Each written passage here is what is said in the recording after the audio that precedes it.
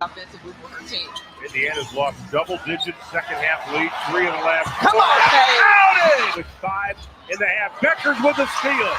With 2, with 1, lets it fly. Got it! Lee Jones joining the wings on hard tip. How about that?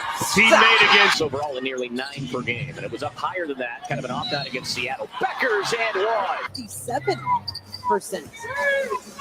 Beckers, the deep three-pointer, splashes it through.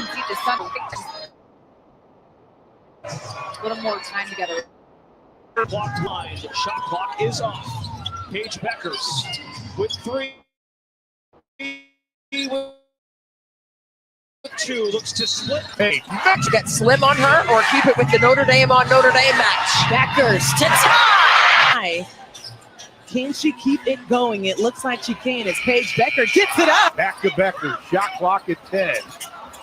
Beckers with a move with the right hand. For Atlanta from beyond the arc. Yeah, they're very uncharacteristic. Paige Backdoor and get an easy layup. Paige. Jones shows the hand. Paige. I think sometimes people, they take her for granted. You know, Right. She can shoot, she can pass, she can run the floor. Down. If she went upwards, would she have maybe given herself a better chance of not getting fouled? Paige Beckers, smooth like butter. Naturally for Evil Twins. If you do it, I get to do it next. A good first quarter for Dallas. Beckers pull up late tonight. 12 points, but only 1 assist. Janine.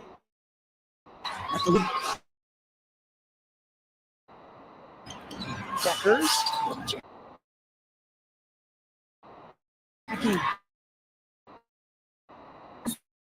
Way to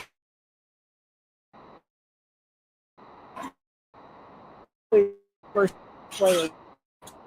She rolled half with Jeremy.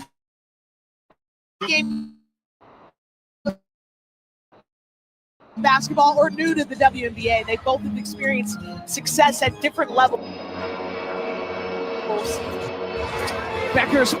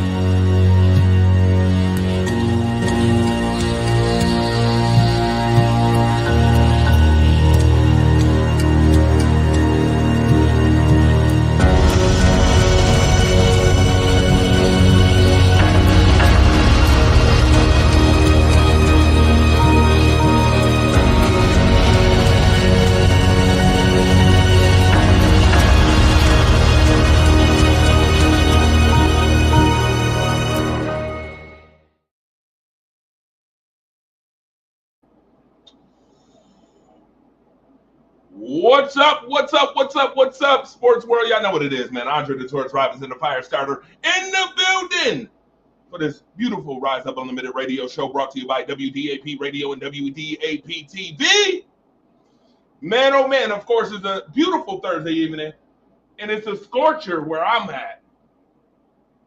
But I don't know if it's a scorcher where my lovely, beautiful, I wouldn't even call her a guest. I've been knowing this lovely lady for so long. I mean, it's been almost a decade worth of time that I've known this lovely lady. She is the phenomenal writer, author, sports enthusiast, sports journalist, sports fanatic. She is the phenomenal on Saturdays with the side John. You see how she makes that show just pop and stand out the way it does. The beautiful, none other than the beautiful Sharon, the chocolate girl. What's up? Sharon's in the house. I got Sharon in the house. What up, Sharon? Shout out to Sharon. Let's go.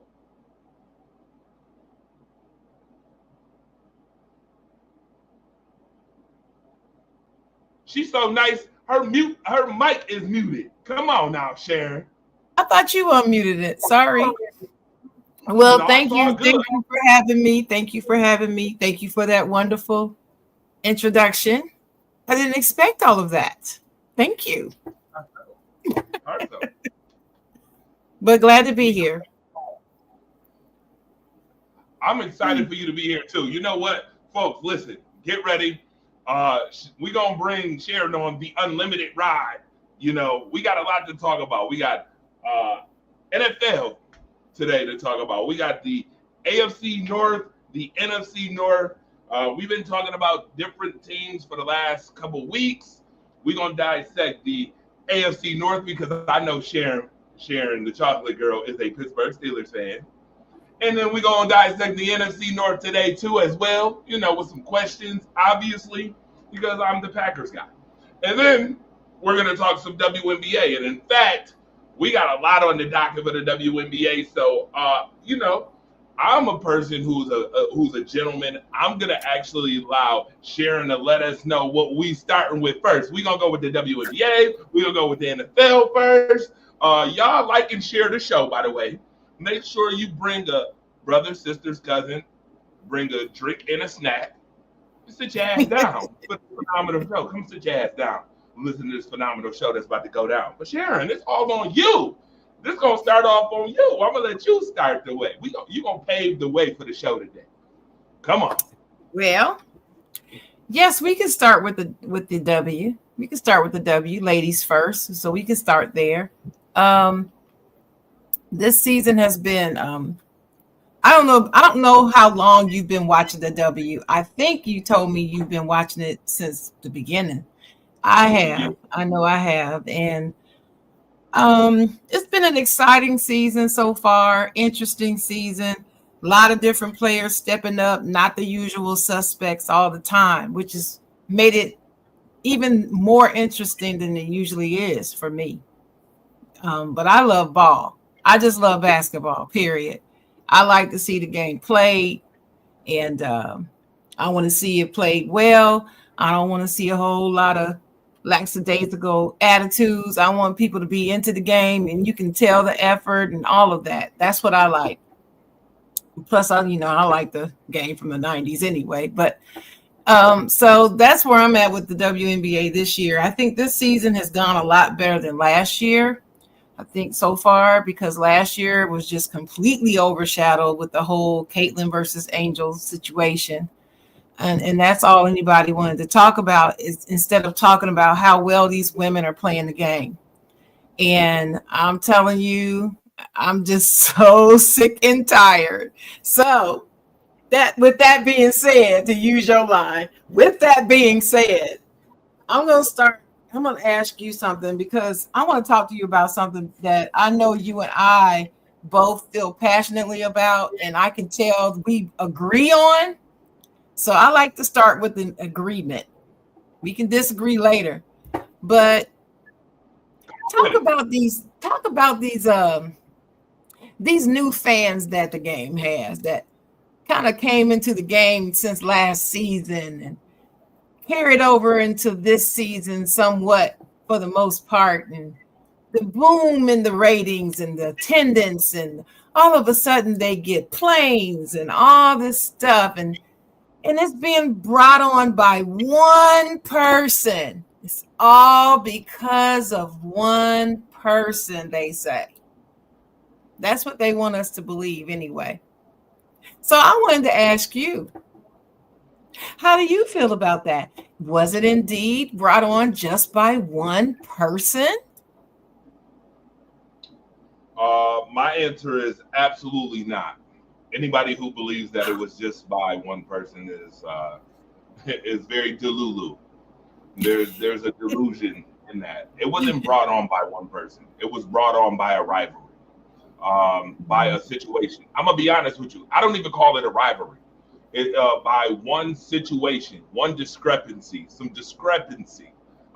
static, as I call it, back where you know where I'm from, right here, in the good old Buffalo, New York. We call it static. We call it smoke. That's what brought amongst all of this, and it's been a continuous ride. It's like a roller coaster. You just never know what loop you're gonna get next. You never know what twist to turn. You never know what dip you may get next when you're on the roller coaster. This is what it's been. It's been a roller coaster. It's been a roller coaster of, I feel,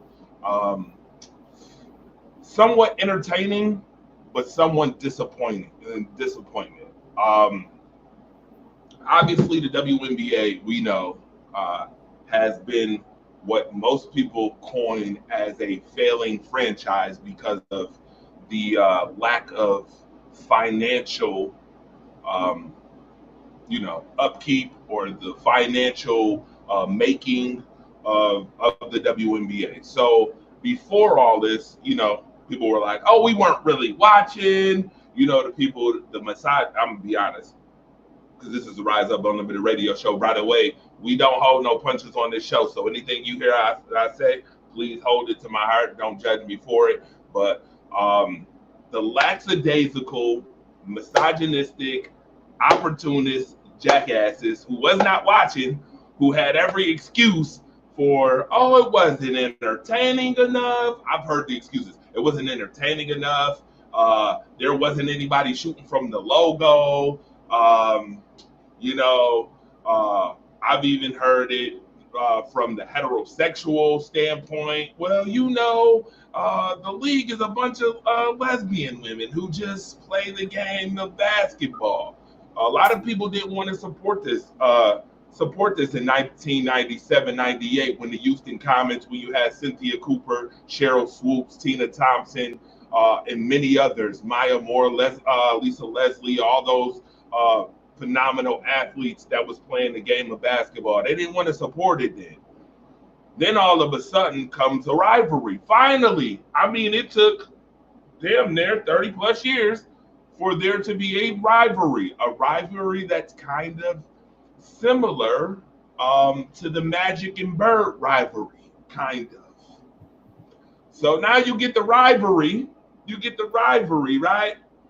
And now people can say this, and honestly, I'm not against you. I won't judge you, but I will say let's not turn deaf ear or blind eye to the fact that race has had a big part to do with this whole roller coaster ride that we've been in.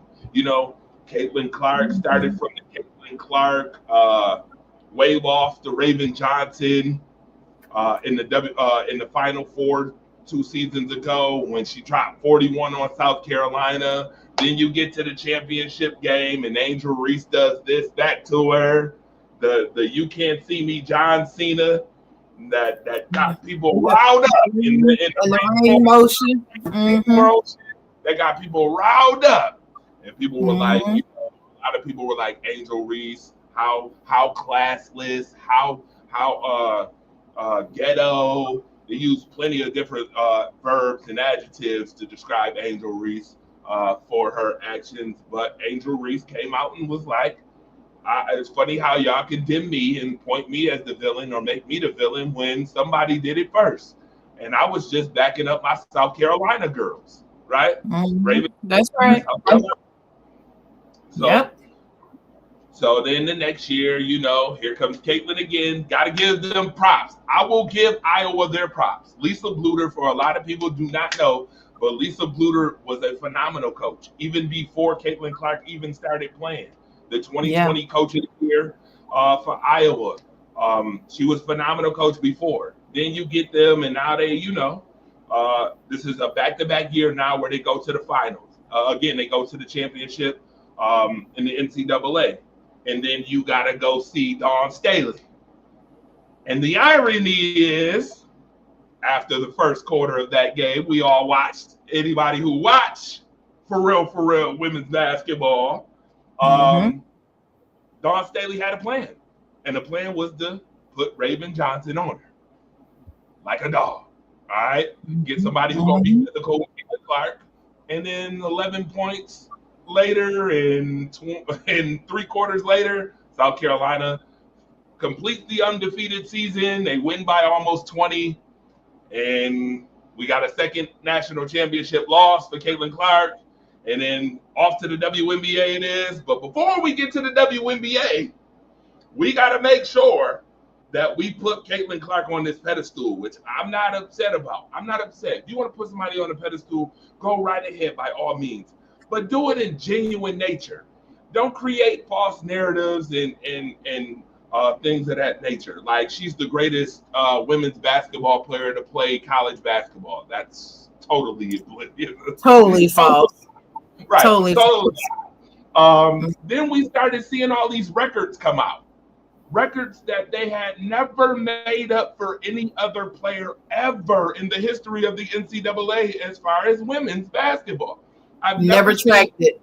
I've never seen track 400 points, 300 assists, 100 rebounds. Right. And 50. I've never seen that.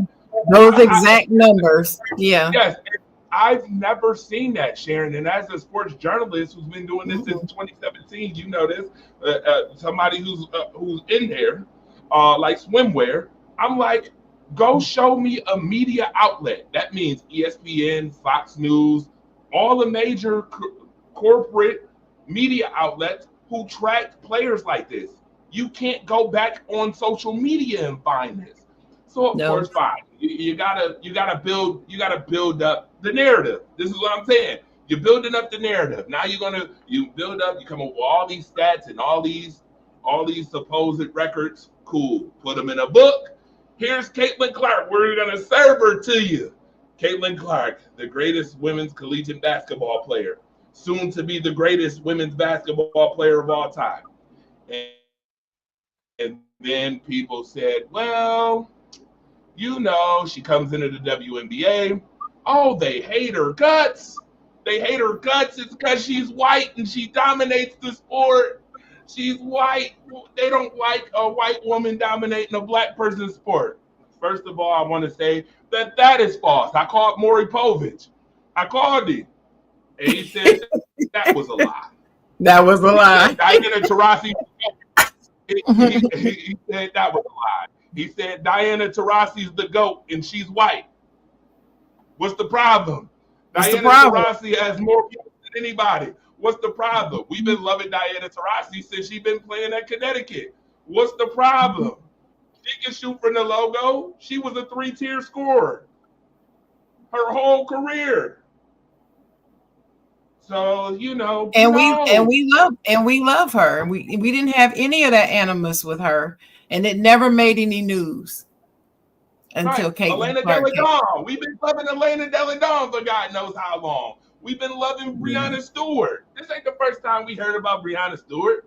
Breanna Stewart been a winner. We've been loving Breanna Stewart. Sue Bird. Remember Sue Bird? Oh man, I still love Sue Bird.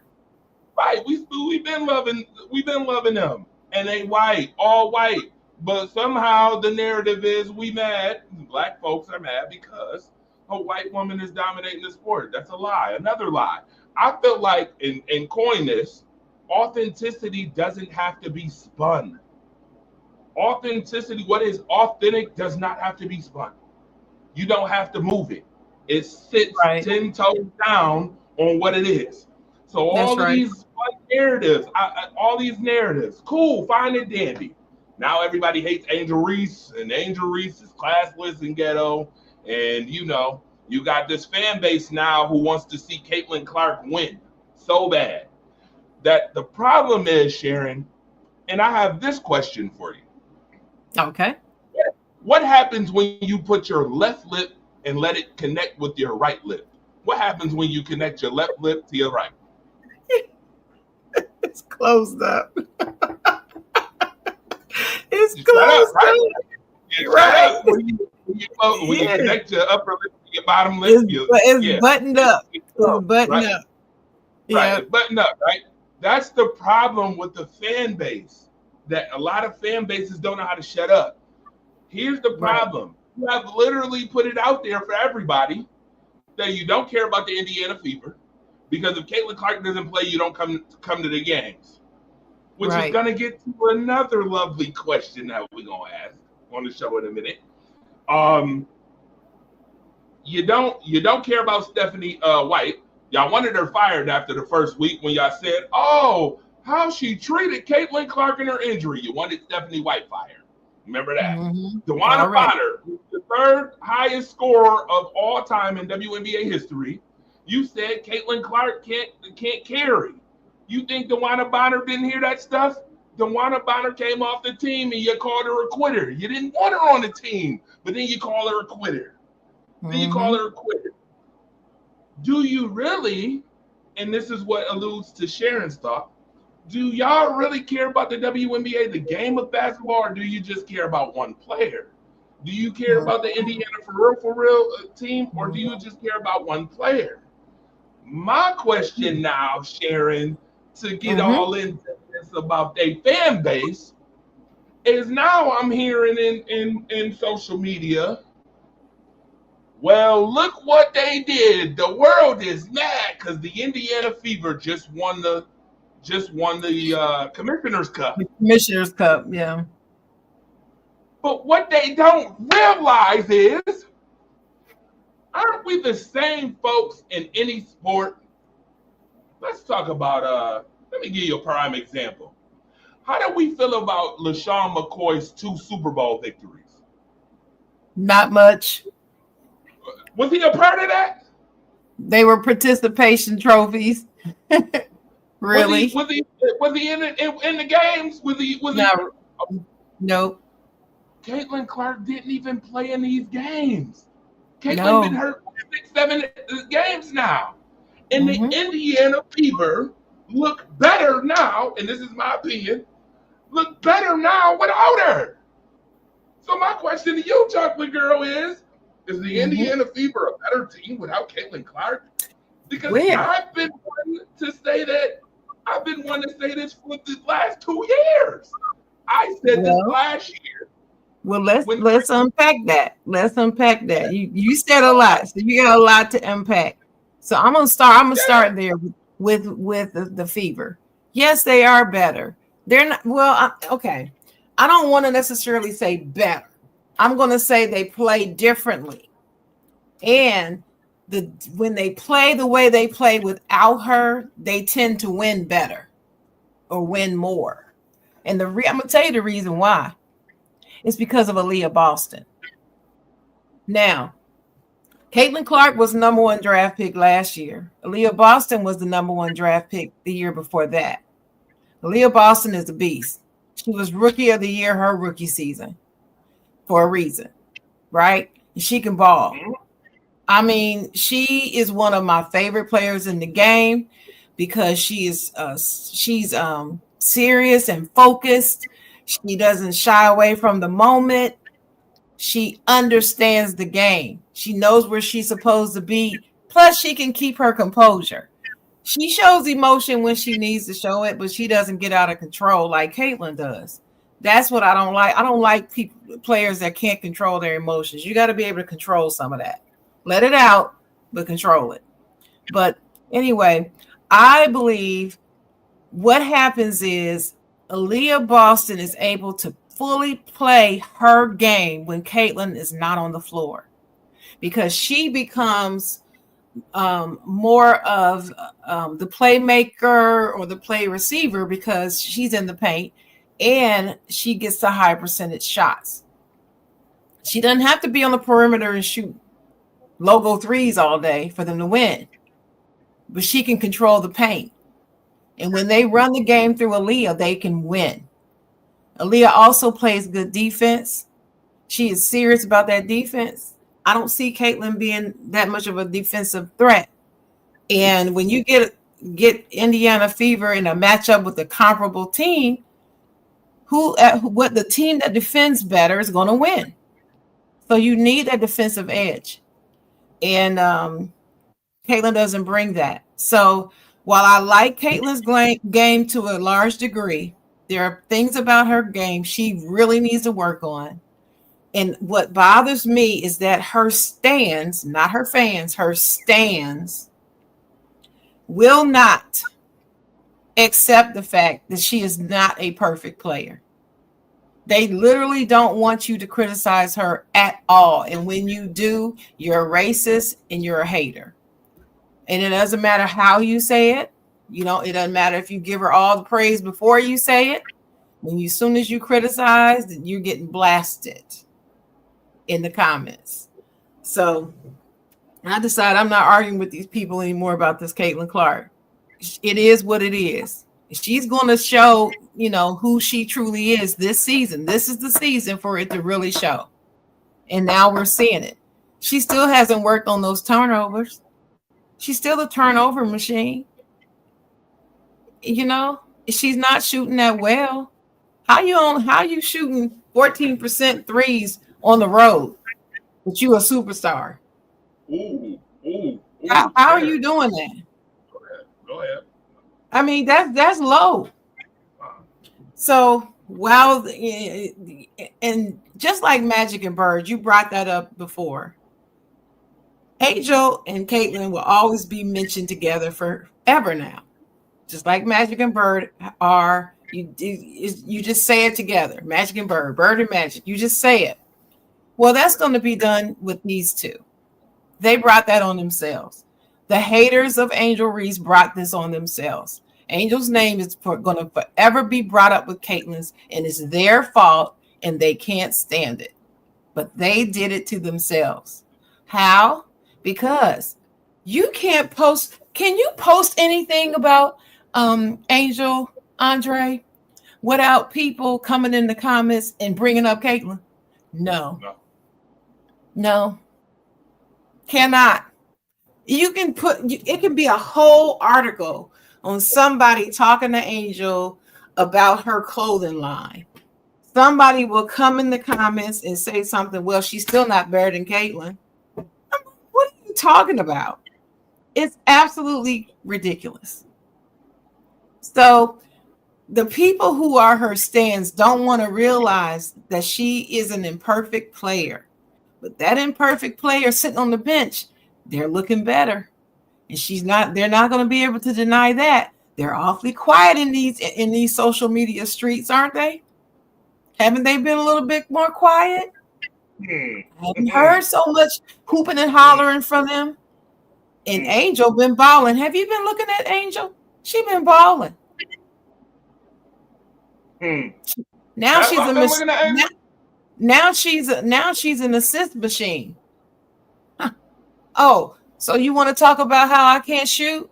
I can't make a layup. I'm shooting bricks. So this is what I'm going to do. I'm going to get it to the person who can. And they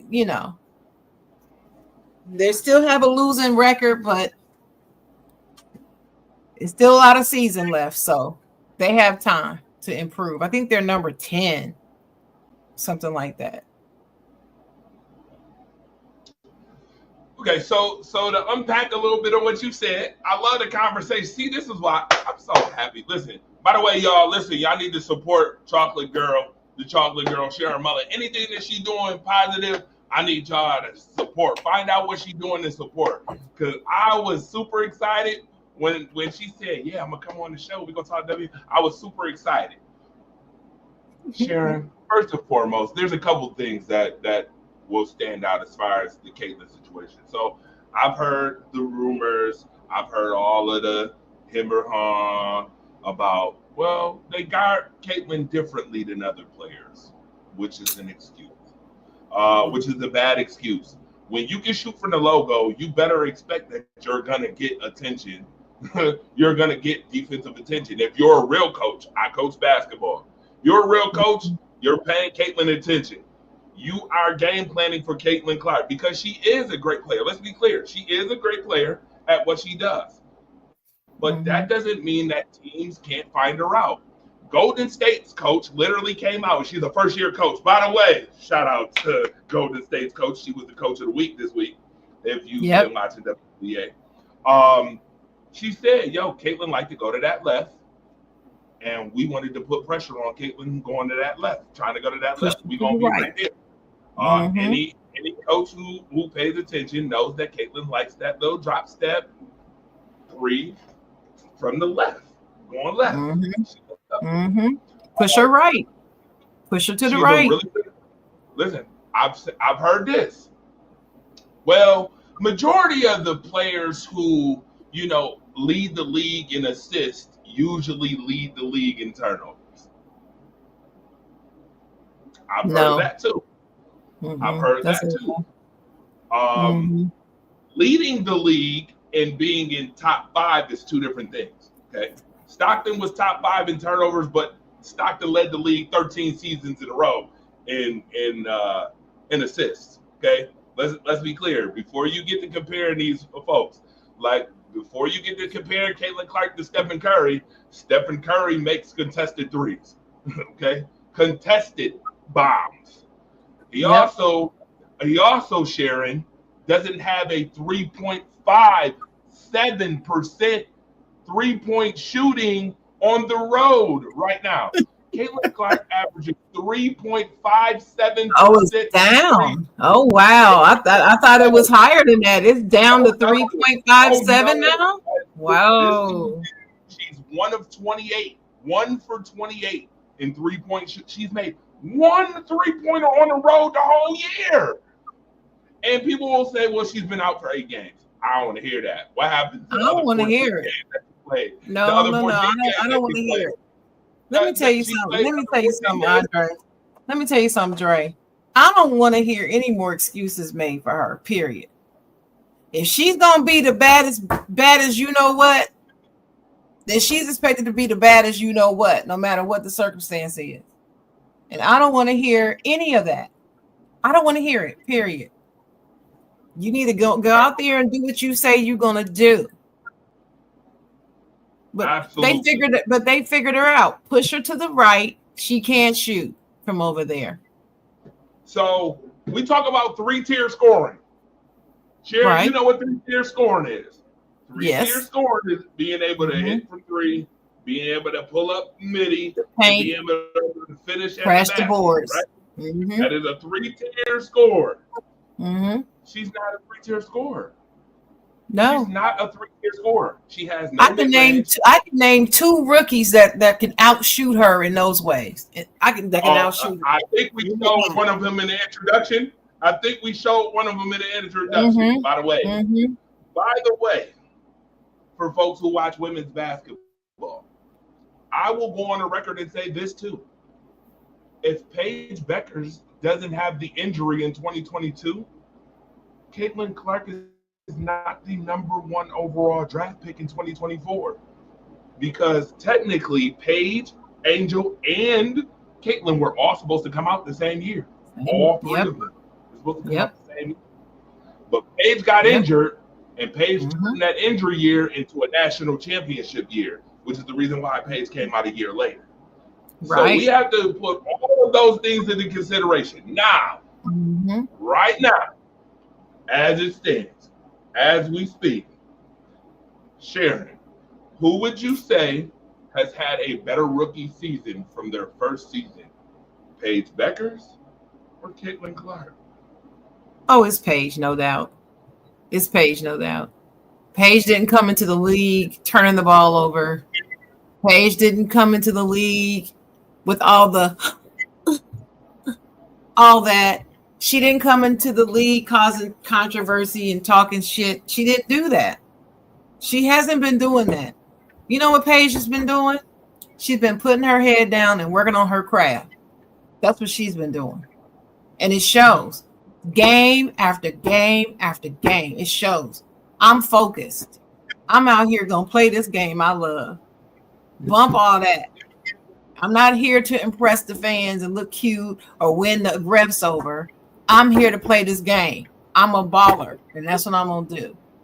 And so to me, I mean, the stats even show. Listen, there's a reason why Paige Bueckers is the first rookie WNBA player to be a starter in an All-Star game. The first. Caitlin didn't do that. Yeah. I mean, she's just undeniable. You cannot deny Paige's talent. It's just natural. She's gifted. And I've been saying this from the very beginning about her. All right, so that brings me to so we got more questions. So we're talking WNBA. By the way, if you just tuned in, you are watching the Rise Up Unlimited radio show brought to you by WDAP Radio and WDAP TV. I have the incomparable, phenomenal, very demure, very elegant chocolate girl, Sharon Mullins, in the building. Tonight. She's in the building tonight. Robert Leader, what's good, my guy? Shout out to you. Thank you for tuning in. So, do you feel right now? Well, let me ask this. Who is the face of the league in the WNBA right now? It's funny that you asked that question. You know, when you asked me about that subject, I decided to start really thinking about what does it mean to be the face? It's not just about recognition. When you're the face, that comes with a lot of responsibility, don't you think? Yeah. So I took a few notes. So this is what I think the face of the league means. In order for you to be the face of the league, you have to be a prominent athlete. Like you have to be a high performer or elite performer. You can't just be average and think you're going to be the face of the league.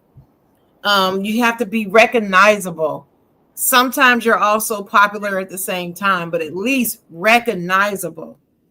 Even the people who don't follow the sport should know your name, at least heard of it, something. You're liked by the majority of the fans. You're sought after for your opinion on the sport. You have high social media traffic now. You should be marketable. Like your personality should be engaging. You need to be approachable. You need to be especially liked by the kids. You know, kids are honest and they know evil when they see it. So if kids approach you and love you, that's a feather in your cap, and that promotes you being the face of the league. Also, you need to be influential. Is this player influential? Have they influenced the game? Have they made an impact? Have they changed the league in some way? Like, for instance, you know, increased viewership or ticket prices or merch. Maybe they changed the rules in some positive way, not negative, positive way for the league. That player is going to be considered for face of the league. Are they iconic? Do they have super followers in their league? Do they usually avoid controversy? Sometimes faces of the league do get into some controversial situations, but you want to shy away from those if you want to be the face of any league. And you need to demonstrate leadership. You need to demonstrate leadership qualities both within the sport, outside the sport, everywhere you go. So would you agree with those definitions there, Dre? Because that's where I've got. Maybe you're not there. Are you there? Oh, I'm here. I was So listening the whole time. We had the you spotlight right you up agree? when you was giving all that. I agree. Okay. I mean, So it couldn't have been broken out better. with that being said, you asked me who's the face of the WNBA, and I have an answer for you. I have two. Why do I have two? This is why I have two. Because you have two different types of fans now since last season. You have the casuals who are just here for one player, and then you have the true WNBA fans, the ones that love the game. They have their favorite teams, and yeah, they want their team to win, and the other teams can go kick rocks, but they love the game. So for the casuals, I'd say Caitlin Clark is the face of the league. In fact, if you go to Google or ChatGPT and you ask who is the WNBA face of the league, it says, well, there's not really one, but people often say that it's Caitlin Clark that's being considered the face. And I'm like, really? Even the AI is saying it? Okay. Well, that's because of those stands that she has. Not fans, stands. They're obsessed with it. The ones that say that they won't come watch the game if she's not playing, like you said earlier, don't care about the league. So can you actually call them real fans? I'd say no. So for the fake fans, she's the face of the league. For the real WNBA fans, it's A'ja Wilson. And it's not even close. It's A'ja. Now, 3 years ago, I'd say it's Breanna Stewart, because Breanna took it over from Sue and Diana. But now it's A'ja Wilson. What do you think? All right, shout out to that. Oh man, listen, I gotta bring another guy in here. I told him I was ready for him after Tuesday. He brought me on Tuesday. I gotta give him props. My guy Ron Thomas is in the building. Atlanta's home. Stand up, rise up. Hey, how y'all been? Atlanta's in the building. My answer to your question, by the way, Talking Ish Tuesday's phenomenal host Ron Thomas in the building. Got to give him some props. Been around for a long time, just like that. So, face of the league is A'ja Wilson still, because there are certain responsibilities and certain things you have to be able to handle very, very well. That is meetings, press conferences, keeping a certain demeanor about yourself, a certain aura about yourself. I feel like you just can't act and be any type of way and be the face. And I don't want people who watch this show to think that this is a Caitlin Clark bash. It is not.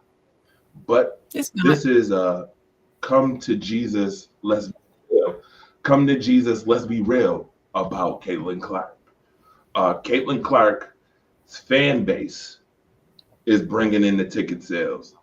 Caitlin Clark's fan base is bringing in this money, this traffic, as it pertains to the WNBA, as it pertains to the Indiana Fever and where she goes, because she's been in the media so much that people now either want to see her get beat or they want to see her win. And that's all because of the rivalry that has been put into play since even before the WNBA days. So that's one. But to say the entire NBA, I mean, right now, for those who watch, the Golden State team is the highest marketing team right now. Highest value, first season. That had nothing to do with Caitlin Clark. Caitlin Clark hasn't even I don't think she's even played a game in Golden State yet. And if oh yeah, she did. She played one. But Golden State has sold out every game, every single game, just like the Aces did, just like the Aces did. Liberty had been doing the whole 9 yards. Like, so I feel like she does have an impact to the game as far as her fan base, as far as the ticket sales and stuff, yada yada, merch, yada yada. But my question is to you, Sharon and Ron, is what is 0 times 2? 0. 0. So if you bring 2 times the fan base, but the league is still in the red and still in debt, what did you really do? Nothing. Buzz. Okay. That's it. Right. Buzz, right? Right. Yeah. I want to ask y'all this, and this been on my heart for the last month. Can it be more than one face of the WNBA? Yes, Sharon just alluded to that. And well, I just, as I just explained, there is because of the two different types of fans. Right. That's the only reason. Because you got real fans and you got these fake ass fans. These fans who are just here for a player and not for the sport. Right. So to those fake fans, Caitlin is the face. To the real fans, it's Asia. It's not even close. Before they came to the WNBA, why the females in the WNBA did not get the shine like they getting? They were not getting all this shine and stuff like that. No, they weren't. Let me say this about the shine. They weren't getting the shine to the level that they are getting it now because of the whole controversy between Caitlin and Angel. Right. You're right. But they were getting shine increasingly every season. Right. Over the last 10. And it's been growing and growing exponentially, and it was already on the upward trend before anybody even knew who Caitlin was. Right. And that will really hurt me because I feel like you should not just talk about 2 females. You should talk about every female in the WNBA. Well, but just like the NBA, it's not going to ever happen like that. Period. It's like you, the MVP of the NBA is Shai Gilgeous-Alexander. Half the people can't even pronounce his name. Some of them don't know who he is, and all they want to talk about is LeBron, and he can't sniff an MVP right now. Right. That's just the way it is. You're going to have some that are going to be, that's marketing. You're going to have some that's going to be talked about more than others. So I don't expect everybody to be talking about all these young ladies, but the ones that's balling out of control, talk about all of them. Right. And in a few minutes, we're going to list our top 10 at WNBA rookies right now, right? Is it 10? Oh, players in general. Players. Okay. Top 10 players in general. Top 10 players in general. Oh, top 5 rookies. That's right. And top 5 rookies. Well, are we talking about all of them? Pretty much. We are. And this is what I was saying earlier too, Ron. This year is better than last year because some of that Caitlin Clark, Angel Reese angst, some of that has dropped off some, like I predicted. Right. And let's just face it. When Caitlin Clark liked a tweet, she liked a tweet that somebody posted about something that was leaning towards the left. Then most of her fans said, "Oh, you got political. I'm not supporting you anymore." And she lost some fans, and they never came back, which was fine with me because they were toxic anyway. Right. And so that leads me to a question I want to throw out here too. A lot of the times I'm in these streets, I'm in these sports social media streets heavy. Y'all both know that. Y'all have known me. Both of you have known me a long time. Yeah. And so I'm in a lot of WNBA groups and lots of different sports groups. And when I go into these groups and I watch what people say and I comment, as a woman, you know, we tend to often get beat up on and said things about just because we're a woman. And I've gotten kind of thick skinned, so it doesn't bother me as much as it used to. But here's the thing that really, really gets my feathers up. When I say I don't care about those fans because they're toxic anyway, the very next word of the person in the opposition says, oh, so you don't care about making more money? Oh, you don't care about they're getting planes now? You don't care that they got this deal and they're going to be able to negotiate better? You don't care that the merch is selling better? So you don't want them to make more money? That's the first thing they say. And I'm like, no, idiot. That's not what I mean. That's not what I mean. Let me tell you something. My grandparents taught me years ago. All money ain't good money. And it doesn't matter what level it is. It's not good. All money's not good money when you're down here in poverty and struggling. And it's not all good money when you up here living the high life. So no, I could care less about them toxic people getting out because they're trying to destroy the game I love. I love this league. Leave it alone. If you don't like everybody else in the league but one player, this is not the league for you. Get the hell out. And that's always my message. Because what they don't understand is the NBA is committed to the W. They are in it for the long haul. They're not going to go away. They're not going to shut the W down. I don't care how much money they're losing. But they're never going to go back to losing as much money as they used to lose anyway, because they're growing the sport. And this is what these idiots don't understand. They just want to jump on the bottom line, the dollar amount. Oh, well, you don't want, they're making this much more money. Look at how many more views they got. Blah, blah, blah. If I have to sit and hear and listen to these folks, most of them white, I'm not gonna say they all are, bashing everybody else in the league except Caitlin, I don't want it. They can go. I told them to go back to hockey and baseball and NASCAR. That's the place for you. You don't belong in this league. And that's what I told them. Well, I'm not. Listen. You dropping some gems tonight, dropping some jewels tonight on this. I am in total agreement. I feel like the league does not need that type of attention at all, and all money ain't good money. Again, what you doing?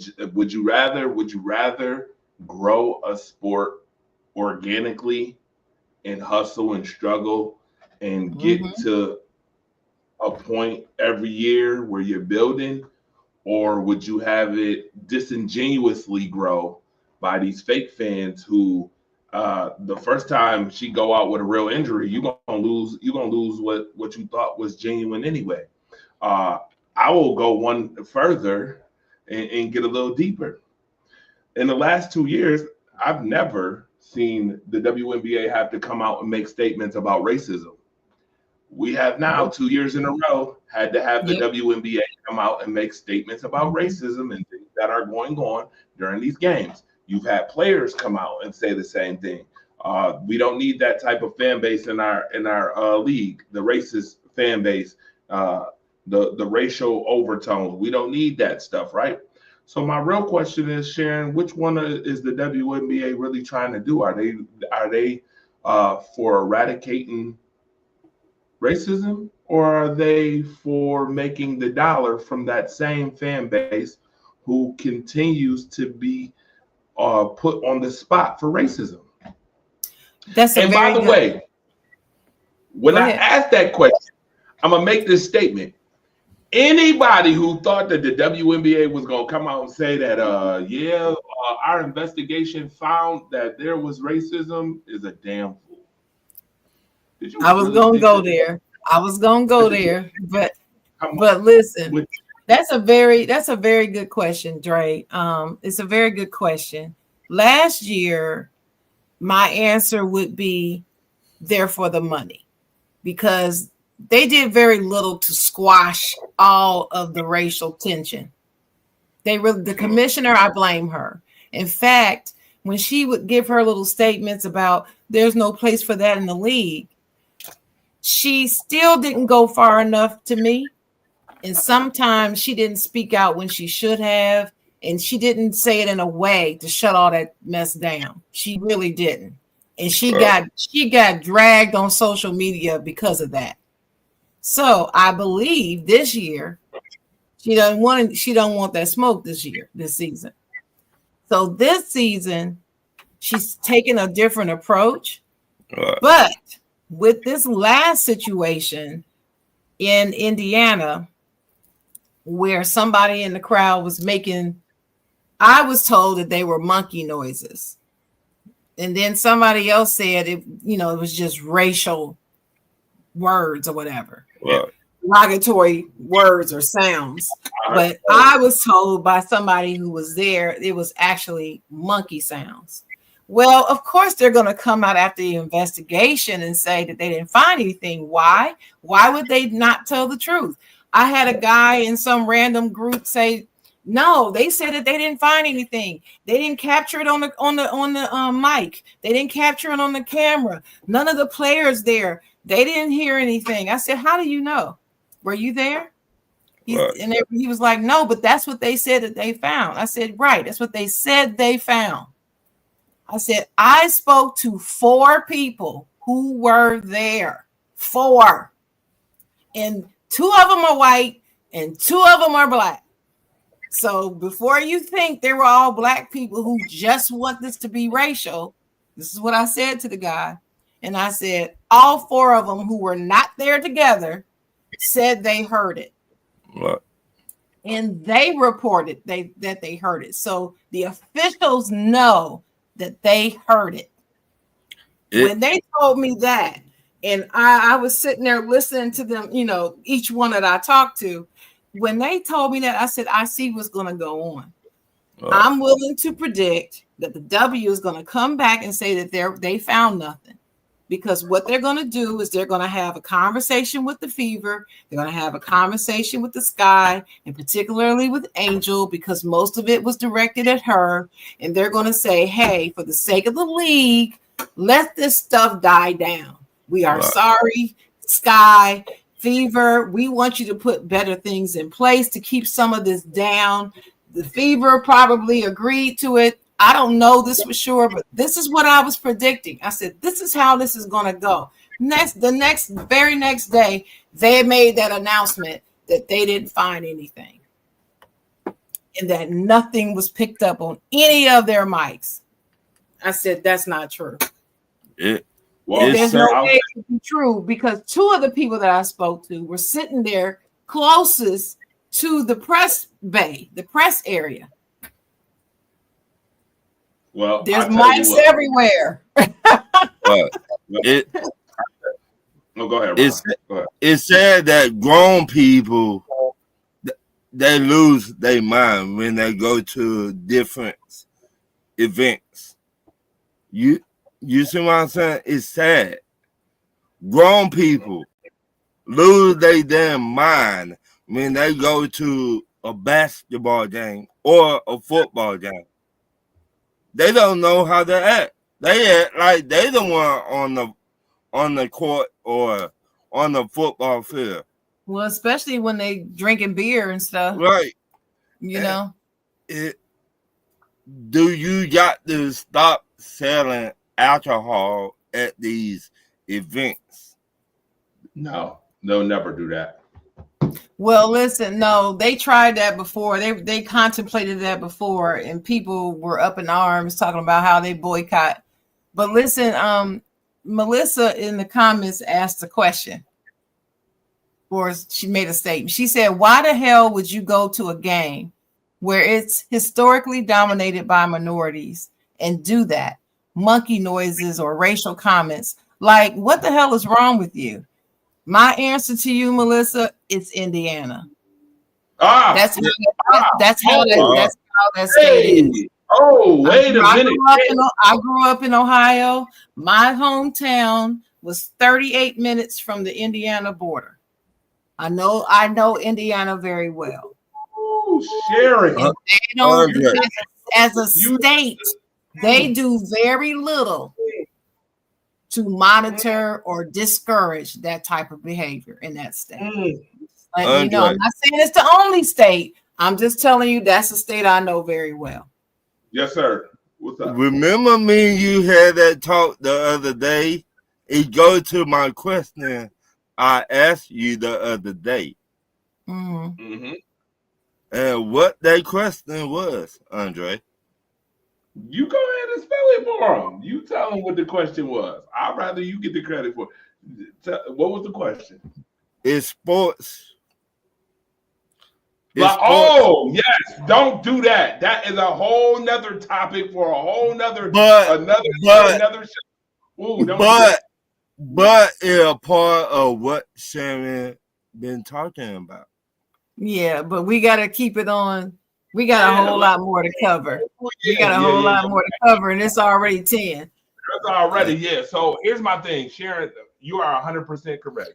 I used to go to Ohio all the time, and I actually, me and my brothers in Ohio, just running through paths, ran into what is a KKK site when we were younger kids that literally had the shit up.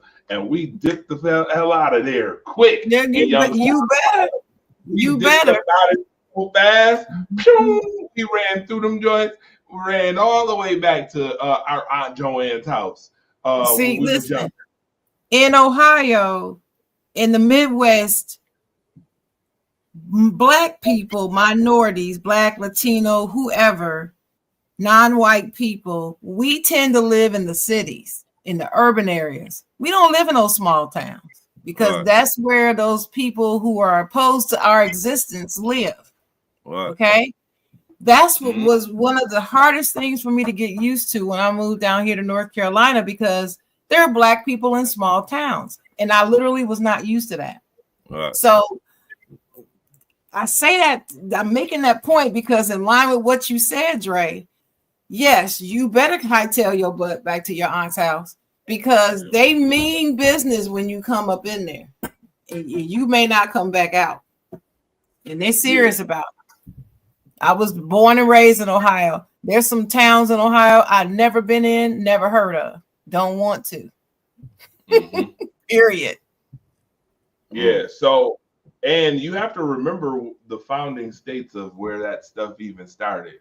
KKK started Indiana. That's right in the state of Indiana. So now I don't find that there isn't, to me, there's not coincidence where now we know that, then we connect the dots to this. We've never heard it before. When Tamika Catchings was playing for the Fever, we never heard about racism, racial comments from Indiana, yada, yada, yada. Never heard this until now. The last 2 years has been, it's been on a spike. So people, when they say stop, it's always been about the race situation. So stop that. Stop acting like it's not, for one. Two, secondly, that's one of the questions I've always wanted to ask. Why don't they want to acknowledge that it is about race? Because acknowledging fact would bring what we call a social negative impact. And what I mean by social negative impact is being honest about that would have one side boycott everything while the other side would be happy. And to be very honest, we all know that systemically, one side of the culture cannot oppress anybody else. We know this. And it's true. I'm sorry, I don't mean to get into coffee talk where we talk a little bit of sports and we talk a little bit of life. Shout out to Marcus Betts. But Andre, that's doesn't matter. If you look at the Indiana Pacers, they just went to the finals, and it wasn't no big problem. I would say that. I try and keep it, Mm-hmm. It wasn't no problem like it is for the Fever. That's because the Fever don't. That's because the Indiana Pacers don't have a player who has rivalry with someone who is of the opposite color. Bingo. Which goes to answer your question about what you asked earlier. The reason why the WNBA is getting watched is because of rivalry. Is because of the rivalry, because of the narrative that, and this is what I've always said, and I'll stay true to it. Caitlin Clark is a phenomenal player. I wish they would just leave that girl alone because she is the face to a bad narrative. And the thing that upsets me the most, though, is with great power comes great responsibility. And to me, I have not once heard Caitlin Clark come out on the forefront and publicly to the world say, "Yo, stop the BS." Right. Listen, but stop the BS. I've the never news, seen it. ESPN made it like this when they were in college. Again, I think ESPN gets a bad rap, y'all. I mean, we can talk about that on another show, but I think that the media, especially ESPN, gets a bad rap. We cannot blame the media. Dre, you're in the media. One responsibility that we have in media as journalists, writers, broadcasters, we give the people what they want. If people didn't want it, they wouldn't give it to you. It's just like people complain because ESPN all year talks about the Cowboys and the Lakers, even when they're not performing, and people get mad. But guess what the numbers say? When they don't talk about those two teams, their ratings drop. Right. Who controls the ratings? The people. Right. So the same people whining and complaining, but you're still going on YouTube, clicking on the videos. Oh, Stephen A. got something to say about the Cowboys again. Oh, let me hear what crazy. Even if people that don't like him will click on it just to hear what he got to say. So I just think people need to chill with that. I'm a little sensitive to it because I protect the media. I respect the media and real, true journalism. Right. Not this tabloid crap that everybody wants to mistake for journalism. Corrupt, not the corporate corrupt, spun bad narrative. Right. Media. The under the table paid for fake media. That's not what I'm talking about. But the real. And you can tell the real from the fake. But my thing is we can't blame ESPN for this narrative. This narrative was not created by ESPN. Everybody says it is. No, it's not. It was created. It was created by people looking for a mechanism to use. Well, what I'm saying to further an opinion. Right. That's all. That's what happened. That's it. Jason Whitlock came out and was like, see, Caitlin Clark doing like this and Angel Reese doing like this, well, on like that. They're both good basketball players. Why you got to just pick one? Why you cannot like both of them? I told some friends of mine 3 days ago, you got to be doing something right to make it to the WNBA. Females don't make it to the WNBA all the time. You got to be doing something right to make it there. Why you cannot just like both of them? Marcus Herring said it right earlier. It's in capital letters. Drama sells. That's why. Because drama does. Because the public, the listening audience, they want it. They want it, but they don't want to admit that they want it. See, it's like they're bipolar people. I don't know, but it's just crazy to me. You either like it or you don't. If you don't, then stop clicking on it. If you stop clicking on it, they'll stop producing it. Because like Stephen A. does First Take. He decides whatever they talk about on that show. Believe me, he is a hell of a marketer. He watches those numbers. If the ratings didn't increase, he would not be talking about this stuff. And that's it. So that's what we got to do. But we need to move on to the next subject in this WNBA. We got to talk about the rookies, right? Yeah. Let's get to the top 10. Yeah, let's talk about top 10 players and top 5 rookies real quick. Let's do the rookies first. I'm excited about this rookie topic. Let's do it. I've been really excited to talk about rookies because they're not named Caitlin or Angel, to be honest with you. So, and Angel's one of my favorite people. I just love her. I'm gonna get me one of them Me Bound shirts. So I'm taking up collection. Anybody want to get me some Me Bounds merch? Just hit me up and let me know. I'll give you my size and color preference.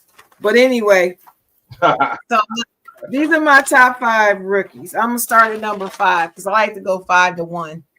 It doesn't make sense to go 1 to 5 to me. I think the anticipation is who do you have at 1? So anyway, number 5 I have. You want me to give my 5 and then you give your 5? Like I give number 5, you give number 5, I give 4, you give 4, like that, or you want me to give all of them? Okay, we'll do one at a time. So my number 5. No, we can do it back and forth like that. Yeah. My number 5 rookie is Monique Akoa Makani. She plays for the Phoenix Mercury. And she's a guard. That chick's bad. You got to watch her. She's one of the best 3-point shooters in the game. She's shooting 44.7% from the 3 right now. And she's a rookie. I know all about her. She on here right now. She in my background. I see. And she's also 100. She's also 100% from the free throw line. Did you know that? Yep, sure did. 100. I keep 100. Yep. And she started at the beginning of the season because they had some injuries. And now that those players are not injured, she still kept her starting position. That's how much she's impressed as a rookie. She's very efficient. She has a great plus minus. They love having her on the floor. They win more when she's on it than when she's not. So she's my number 5. Who you got at 5? So I find that very interesting that your number 5 is a Phoenix Mercury player, because I'm gonna be honest, the Phoenix Mercury got 3 phenomenal rookies on their team. 3. Kathleen Westbelt is phenomenal. Monique is phenomenal, and then you also got to remember. You also got to remember they also have Lexi Hill. Lexi Hill. Yep. Lexi is phenomenal too. So, I mean, my number 5 is going to be Janelle Shalhoub from Golden State. Phenomenal number 5. I almost put her as my number 5. Almost. Yep. I mean, she's second in rebounds as a rookie with 6. She plays the 3rd most minutes with 28 minutes as a rookie, and she averages almost 12 points a game. She's been phenomenal. Golden State is a really good team this year. They have nothing but phenomenal players. They don't have a star. Monica Billings and all that. Kayla Thornton has shown up big time for that team, coming from the New York Liberty. It takes a lot of grit and fortitude to come off of a championship team and go to another team and start, and build that team. Yeah, brand new. So I got to give Golden State props. I got to give her props. So I had to show up for Janelle. Janelle's been phenomenal. That's my number 5. Yeah, She's balling out of control, as they say. My number 4 is Sonia Citron, Notre Dame's own. Sonia. Sonia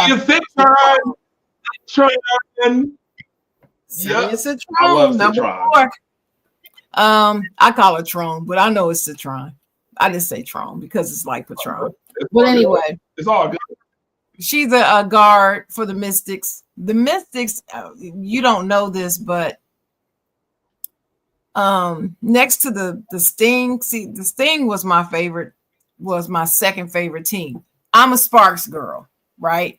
The Lakers is my favorite basketball, my favorite NBA. So the Sparks naturally is my favorite WNBA. When I was living in the DMV, I fell in love with the Mystics. Then I moved down here and, always had ties to North Carolina. So I love the Sting as well. So those are my three teams that I like the most, along with the Liberty. And the Liberty, just because they're legendary, they were from the beginning. That's it. Mm-hmm. But I love the Mystics. So, they've had their struggles. And I was worried. But this chick right here, I was worried because we lost Ariel Atkins, right? And I like Ariel. I just thought she was a big part of the team. She left, and there was a hole left.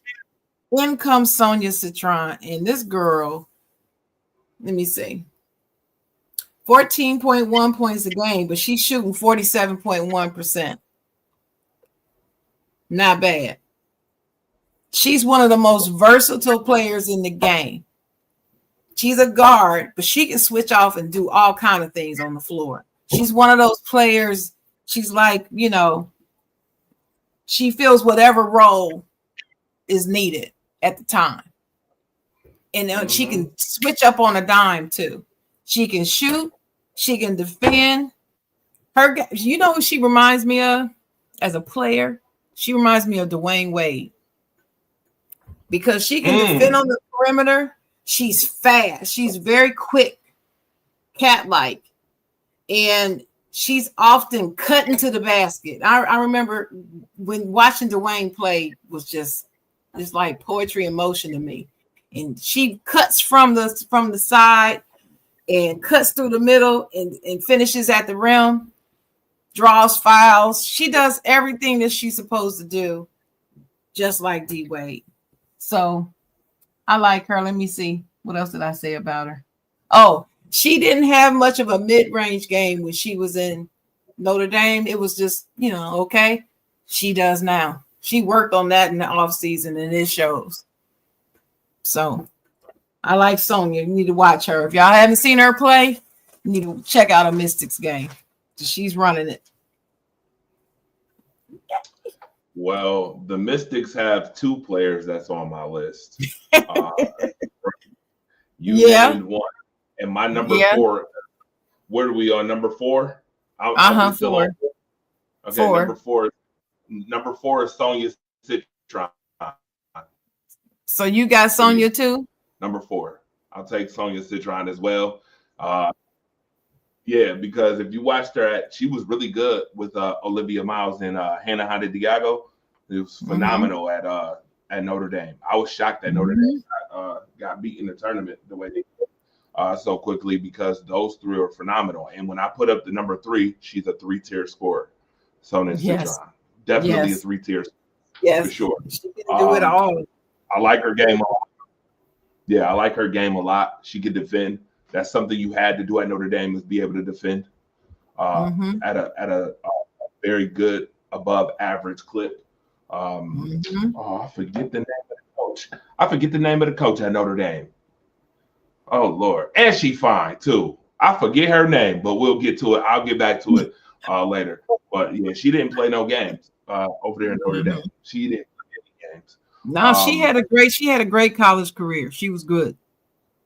Yeah, she did. I can't stand Notre Dame. I hate that school. But I used to watch. I watched the women play though. And yeah, she's been really good for the Mystics. So that's my number 4. Go ahead, Sharon. Number 3. All right. Remember you were talking about the Mercury having more than one? Well, my number 3 is that Lexi Held that you were talking about. So Lexi, she's a guard, plays for the Mercury. When at the beginning of the season, Kalia Copper was out for the first 11 games of the season. No worries. Lexi held it down. She shot 9.5 points a game, playing 21.5 minutes a game. She's the 3rd leading scorer behind Sabali and Thomas, and the 4th best defensive rating among all the rookies. 4th best. in the entire league amongst all the rookies in defensive rating. The other day, she had a career high 24 points against those Valkyries you mentioned. Mhm. So she's been balling, and she's, coming off the bench, but that's fine coming off the bench. 24 minutes a game, that's cool. 21 to 24 minutes a game. But she's just shooting so well and doing her part. And I just think her game is developing, but it's overall good. She doesn't play like a rookie. So I like her. That's my 3. Who's your number 3? My number 3 is going to go outside of the general. She probably would be in most people's top 5. She would probably be outside of the top 5. But to me, because I've watched her in college and because I've seen what she's done for this Atlanta Dream team,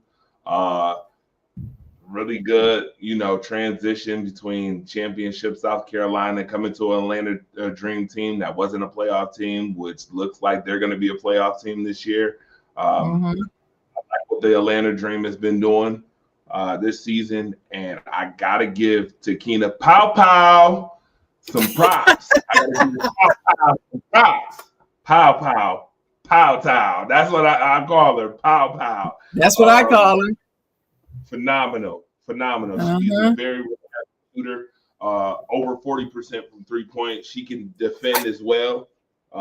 She's done nothing but be phenomenal. She's got a 112.2 offensive rating, which is the best amongst rookies. Her 3-point shooting, she leads the class. 54.3% free 3-point shooting. You gotta give girl props. She's a plus 16 net rate. Rating. Get that down. I love Takina Pow. Man, and she's a champ. She's a winner. She's won in college. She won in college, and she's done nothing but become that phenomenal role player that she is. She doesn't start, but she comes off the bench and she does what she needs to off the bench. She doesn't complain, and you got to give props to players like that. So Takina Pow, number 3. She's my. I have her written down as my honorable mention. So she'd be like my number 6. Yep. But I sure had that down. She plays well without the ball. She does the intangibles. She doesn't have to be the lead scorer to be impactful. And that's why I like her. Yeah. All right. So my number 2. I am so excited about this player. Oh my gosh. I knew she was going to be phenomenal, but I didn't know she was going to be this phenomenal. And I'm sure you probably have her on your list too. My number 2 is from the Washington Mystics. Come on. It's Kiki Ariafen. Yes. That chick, I call her Ariafen. Is it Ariafen? It's Ariafen, but that's okay. That's fine. She's a forward, and she was the number 4 pick in the draft. Elena Delle Donne had injuries the last couple of years of her career. Then she finally decided to retire. And the Mystics have been in kind of like a holding pattern almost without her. And I was very excited last season for the Mystics. I thought they looked a little better. But now I'm really excited since she's been there. She's leading this team right now. She's at 13.3 points a game on 50% shooting. She's 3rd best by a rookie playing at least 12 minutes. She's got 8.8 rebounds a game. She's a physical player, great rebounder. She's got 5 double-doubles, 4 straight in May, all 4 weeks, 4 straight games in May.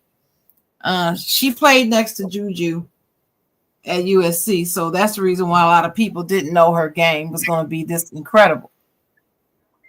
Some people secretly, you know what they told me, Jerry? They told me that she's actually better than Juju, but she plays the forward, and so the forward is not the flashy position. So that's the reason why people don't know But the little birdie told me that she's actually better than Juju. But anyway, we all love Juju. Hope she heals up well. But she's the leader. Yep, she's the leader, and she has a bag. You know, lately LeBron James has been trashed because he doesn't have a bag, and he's trying to say, "Oh, I don't need a bag." Blah blah blah. This chick got a bag. You don't know how she can beat you so many ways. I just love her. I just love her game. So she's in the paint. She's in the mid range. She pulled up from shot a three the other day when I was watching. So that's my number 2. Who you got number 2? My number 2 is the same. Kiki Iriafen is phenomenal. I've been watching her at USC the whole time. Definitely phenomenal forward. I think she's really good. I think she's really good at what she does.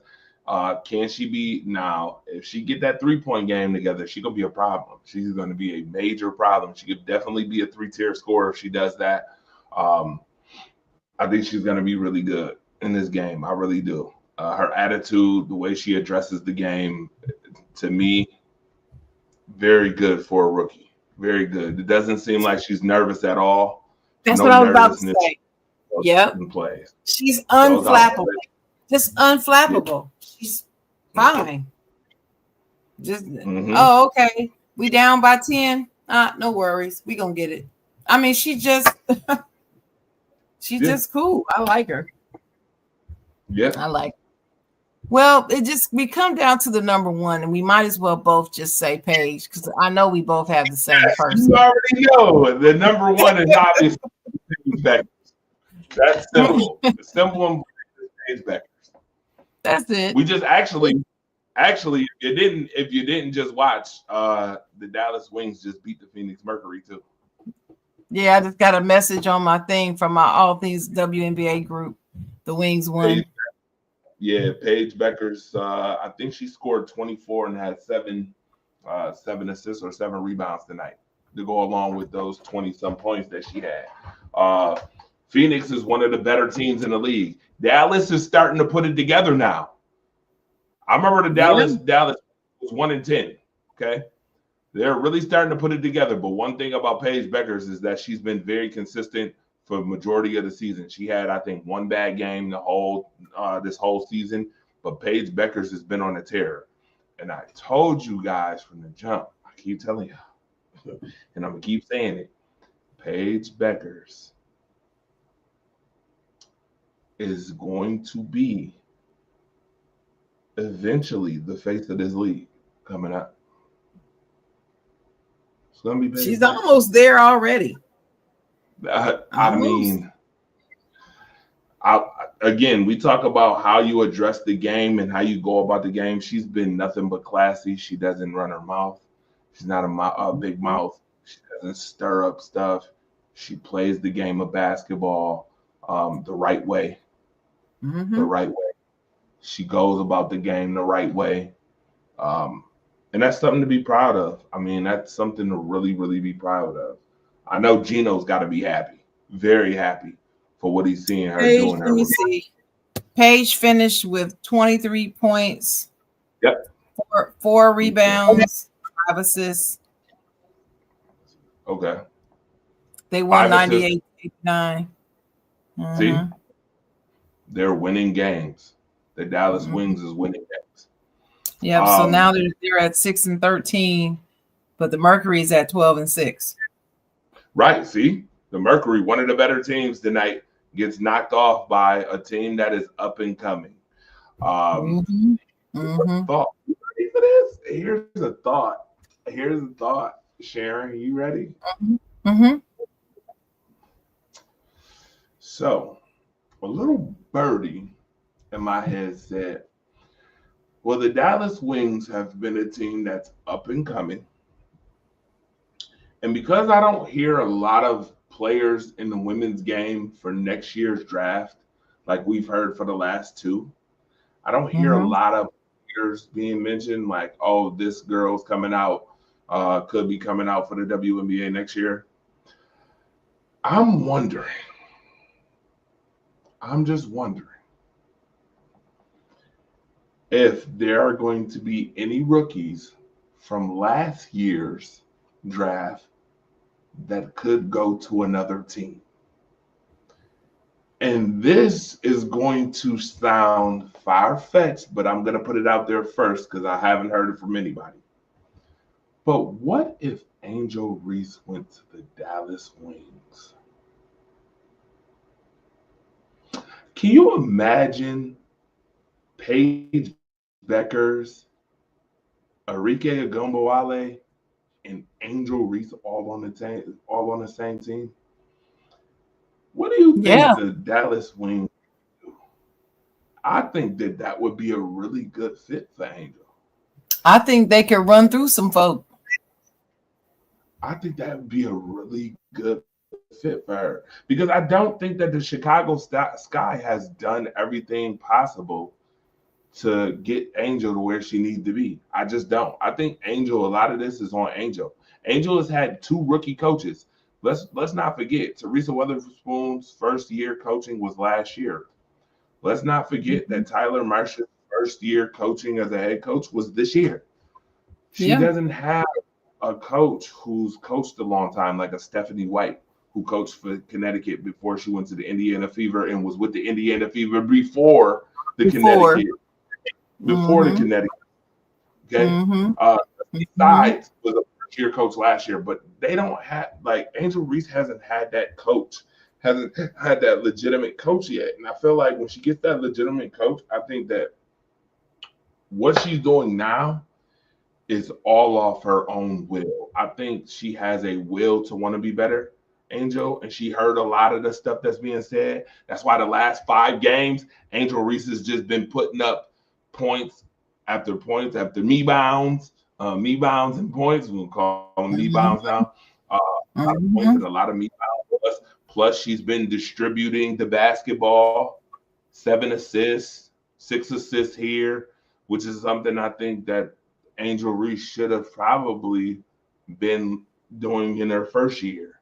We all know Angel played as a guard in the beginning. In high school, she played as a guard. Yeah. So she knows. Like, at Maryland, she played the stretch. She played 3-4 at Maryland. Like, we know that Angel has that capability. When she went to LSU, Kim Mulkey made her the dominant post player that she is, but didn't really work on Angel's distributing game. Angel was the double-double person, 34 double-doubles in a single season. Well, honey, look, she's been assisting her ass off these last about 6 games. She been throwing some dimes, boy. I saw her do two no-look passes in the same game, like back to back. I was like, girl. And she's scoring more efficiently. Yes, she is. I feel like Angel Reese can consistently get it up to like 45%, 45 to 47%. Angel Reese would be a top player right now. She would be a top player. Now, here's a question. Since we're talking about Angel Reese was not a all-star, was not a starter this year. A lot of people were kind of upset about that. What's your thoughts on her not being a starter? Do you think she should have been a starter or no? Well, seeing that defense wins championships, defense and rebounds in basketball, I mean, I can see her coming off the bench. I'm fine with her coming off the bench, but I wouldn't be fine if she's not named one at all. So I guess we find out July 6th when the reserves will be playing. Chicago is on the Eastern Conference team. So, man, hold on. You know what? We're gonna have to look at these. Look at this real quick and see who exactly. Oh, yep, I got the All-Stars right here. I got them. See, I come prepared. I try to come prepared as much as possible to the show. Here is the All-Stars real quick for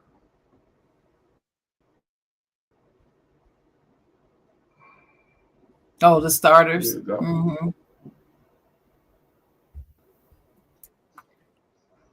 Here's Is there the starters. any that you don't agree with?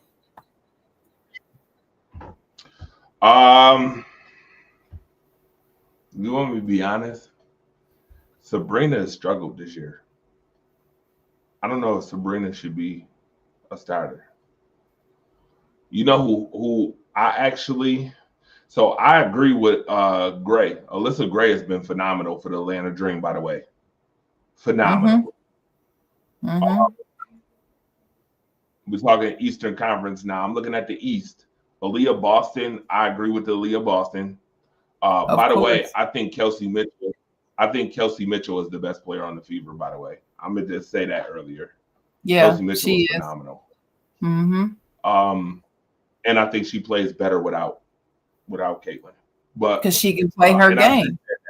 Mhm. right, and I've been said that. I said that last year that me personally, I think the Fever are a better team when they go through Aaliyah Boston and Kelsey Mitchell offensively. Mhm. Oh yeah. I mean, the second half of the season showed you that last year, and this year it's showing you too. The Indiana Fever are winning games like bullying teams. I mean, they just beat tonight the Aces. The other night they beat Minnesota, and I'm talking about they beat them by blowouts. These are blowout fashion wins. Yeah, they whooped the Aces tonight. I'm like, dogged it. what in the hell?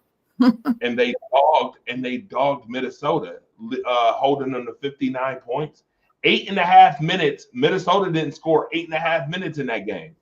And my question is, Well, they almost beat the Aces by 30 points. Yes, and no Caitlin around. What does this tell you, folks? For all those people that are like, oh, I know they're not. They're showing the Indiana Fever are legitimately showing you right now that they're a better team without her. If I'm Caitlin, I'd be careful. I would be watching out. I kind of would be like, yeah. And I mean, she's got a growing injury. You can't play with a growing injury. You know that, Dre. Yeah, I know. You can't play with that. So is she going to even be well enough by then? So here's the thing. And this is another thing. This is why I was upset earlier. So they were mad about Stephanie White in the first injury, saying that they not taking care of her. But then yet they was mad at Stephanie White for not having her play against Dallas. Remember when Indiana played Dallas? They was mad that she didn't against Paige Beckers. Then they was mad that she didn't win the Commissioner's Cup. Well, Stephanie White is doing exactly what y'all wanted her to do, right? Now she's taking. That's right. And now y'all seeing that these Indiana Fever is better when she's not on the floor. Mm-hmm. That's the problem. You know what that tells me? I'm going to be honest with you. You know what that kind of tells me? I would be very careful that Kelsey Mitchell doesn't leave the team next year. There was already rumors leaving this year, and now Kelsey Mitchell playing the way she is this year without her on the floor. Don't think that players don't take that into consideration and remember that stuff. Because she wasn't coming back. She wasn't coming back to the Fever. And that's who I think should be on. That's who I think should be on this All-Star list. Is Kelsey Mitchell. I think Mitchell should be on the list. I think Kelsey should have took Sabrina's spot, if you ask me. Sabrina done struggled the whole year. I'm not. Jonquel Jones was a major hit to the Liberty, her being injured. It's only her and Brianna now, so she has to carry more of the load, and she has struggled. Yeah, it's been hard. But that the Jonquel is the Liberty one. Jonquel is that child can ball. You hear me? Whew. Yes, Jonquel is nice. The Liberty beat my Sparks by 10. Yeah. Mm-hmm. Okay. So, the Wings beat the Mercury. The Lynx beat the Mystics. Kelsey in. And the Storm beat the Dream. Oh, okay. Brittany Sykes has been phenomenal. Mm-hmm. By the way, Brittany Sykes has been phenomenal for this Mystics team, by the way.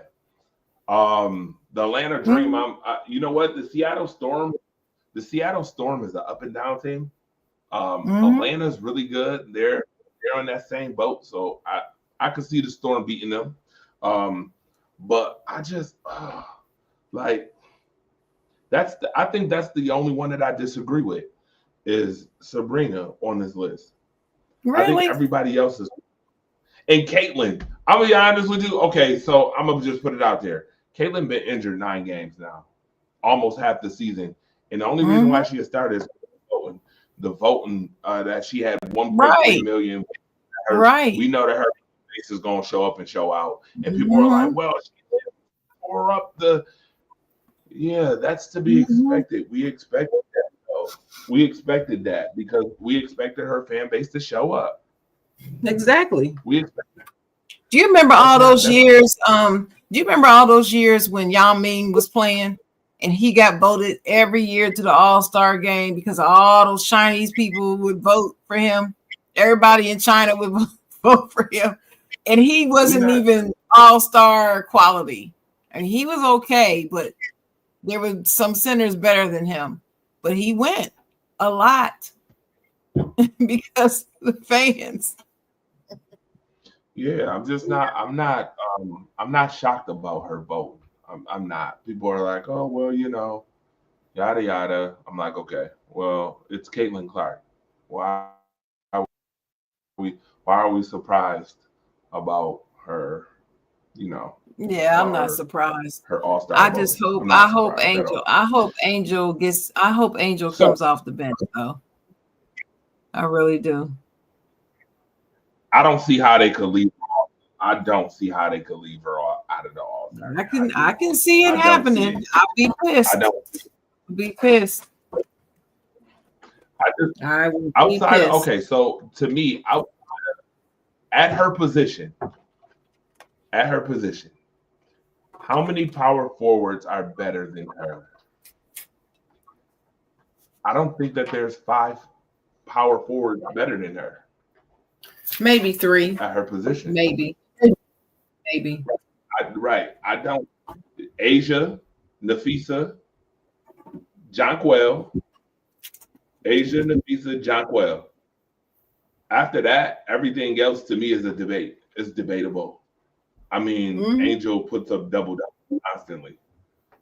And she struggles to put up double-doubles since people want to say that she can't shoot. She struggles to put up double-doubles. But as of late, when you see that she's efficient, she's damn near getting 20-20s. She damn near had 3 20-20. Yo, I'm like, this girl put 24 and 16 up. She put 17 and 18 up. Put 18 and 17 up. She's gotten a couple of triple-doubles. She's got some triple-doubles now. Because I'm telling you, she's dropping them dimes. And now she's bringing the distributing the basketball game, element to her game out. So I don't see how you could. I just don't. With that being said, we have talked. We got to talk about the top 10 players. Oh yeah, go ahead and talk about the top 10 players real quick before we get into I'm just gonna list my list. I'm gonna list my list because we only got like 15 minutes. Let me give my list. So my number 10, I don't know about you, but I struggled with this list. I did. Did you? Yeah, wow. I did.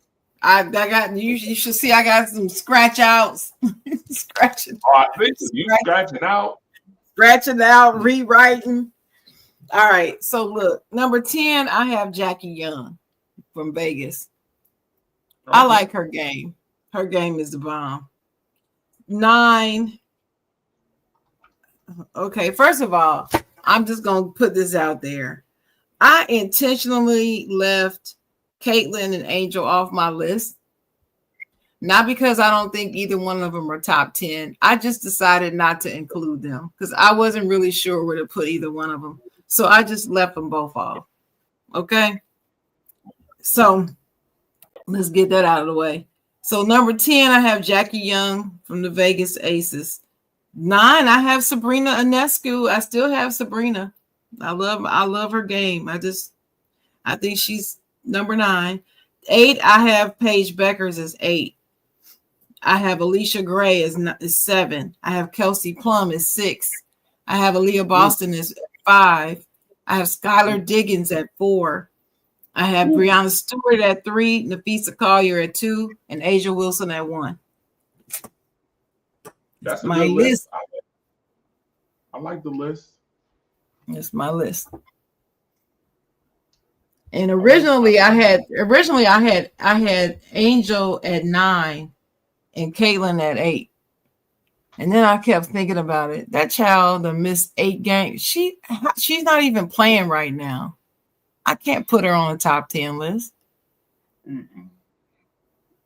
She ain't playing. So how can I put her there? She wouldn't have been on my top 10 list either, I'll be honest. All right. So what's your list? I don't have a list. I'm gonna be honest with you. I'm gonna let your list rock out because we got 15 minutes. Now we're gonna roll behind that list then. That's a good list. I'm gonna shoot it to you. I'm gonna shoot it to you in the chat, and then you can publish it. And say this is our top 10 list. Yeah, actually, so it's interesting that lately I've been putting top 5 players in the WNBA list up. So I will actually, if you do, I will publish your list in my article and say it's by you. All right then.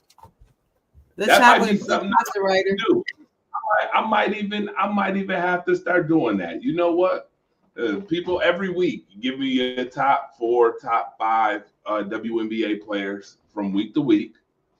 And if I like the list, I'll publish it in my Challenger newspaper and give you credit on it. There you go. That might be something new. See, here we go. Now speaking of which, before we get on to this NFL talk, when we got a couple minutes left, I want to say shout out to Daryl Gilliam Jr. Saturdays at 6:00, we are going to open up what is called Welcome to the WNBA Street show where we talk WNBA for an hour. Sharon, man, listen, you come on there anytime, talk WNBA too. I mean, I got you on Thursday, so I'm happy. I'm happy about this Thursday thing, talking WNBA too, because look what we done did with WNBA for an hour and a half. It's lovely. We got that going on Saturdays at 6. And of course, Monday Night Madness, going down every Monday, 10 p.m. You know how we do that. Also, Sickle Cell Awareness event coming up August 16th for all my Sickle Cell Warriors. If you don't know, at Ying's, 10 p.m. If you're in the 716 region, it will be from 10 to 2 a.m. We're going to put on a good time, let people know more about sickle cell, make them more aware of the sickle cell, what sickle cell is and everything. And all my Sickle Cell Warriors are going to come out. We're going to have a good time in unity. All right. August 16th, that is our community event coming up. We got a mental health awareness event coming up in the works too, that we're working on too. So that's going to be a lot of fun too. Bringing awareness to mental health, things of that nature. Now, with that being said, I tell you, you definitely need mental health awareness checks when you talk about the NFL. So, yes, we are going to talk about the AFC North, and I'm going to ask Sharon some questions because she is the Pittsburgh Steelers fan. Okay, so just a couple questions. Sharon, you go ahead and answer and give your expert analysis on the questions. Question number 1. You have watched the Pittsburgh Steelers make plenty of moves this season in the offseason. Where do you see the Pittsburgh Steelers landing in the AFC North standings after the season is all done? We'll probably finish second. Okay, number 2. Finish second. All right. We'll probably number finish 2. Second place? Second. Okay. Number 2. On a scale of 1 to 10, how do you feel about the Aaron Rodgers acquisition to your team? -10. Oh my God. She said -10. Okay. Yeah, I'm not feeling it at all. I can't even stand to see the pictures of him with the black and gold on. Okay. I cannot begin to tell you how much I cannot stand that man. I just cannot stand him. And I'm not confident in his play. Okay. All right.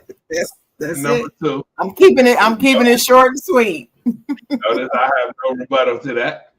Number 3. I was having conversations with someone earlier today, and I said that the Pittsburgh Steelers should obtain the services of Terry McLaurin.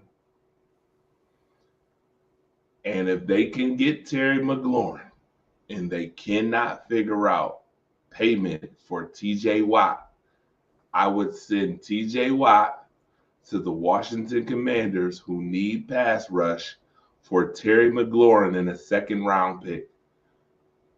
Would you be okay with that on a scale of 1 to 10? I would give it a 2. Ooh, terrible. Ooh, she was waving the terrible towel at that. Okay. Why? I don't like that at all because I feel like TJ Watt is a transcending talent. I don't believe that there's anybody in the league better than him at that position. I believe that since we got rid of Minka, that we need somebody in, back there that is used to the Steeler way, that can back up Cam and the boys that, up front, that can come up there and handle business. I don't see a better edge rusher than him. And plus, he wants to be a Steeler. And he said this. Pay the man. Okay.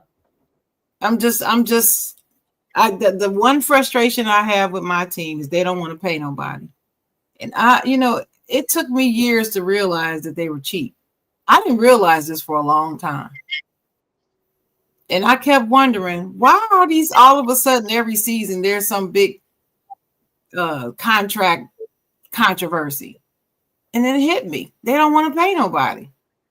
They got all the money. They got all the money outside. Why don't they want to pay nobody? Pay them,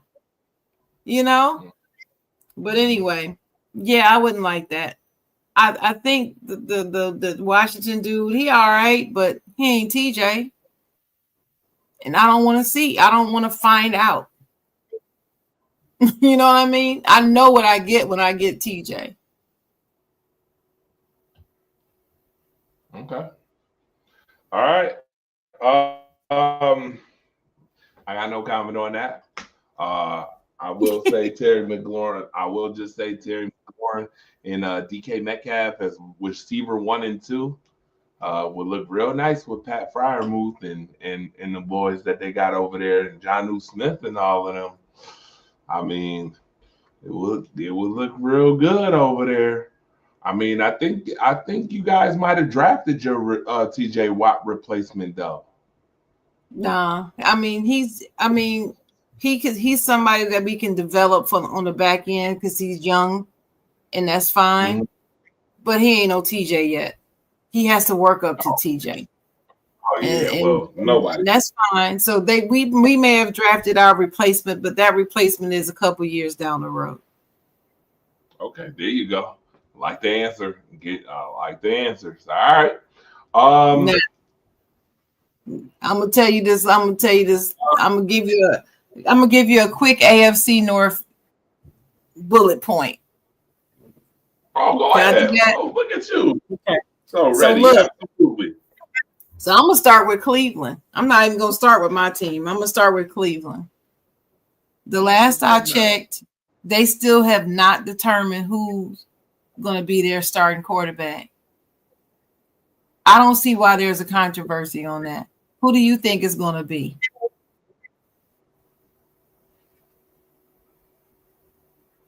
They still have Deshaun Watson, correct? Not really. They've already said that they're going to really, buy him out or whatever. He's not going. Cleveland. It's Pickett, Flacco, the new guy, and Shador, the new guy. Oh, Dylan Gabriel. Okay, Dylan Gabriel or Shador, Flacco and Kenny Pickett. That's the 4. It's 4. Deshaun's not in the starter. Flacco's your starter. Flacco is your starter. Kenny Pickett is your backup, and then they're going to bridge eventually.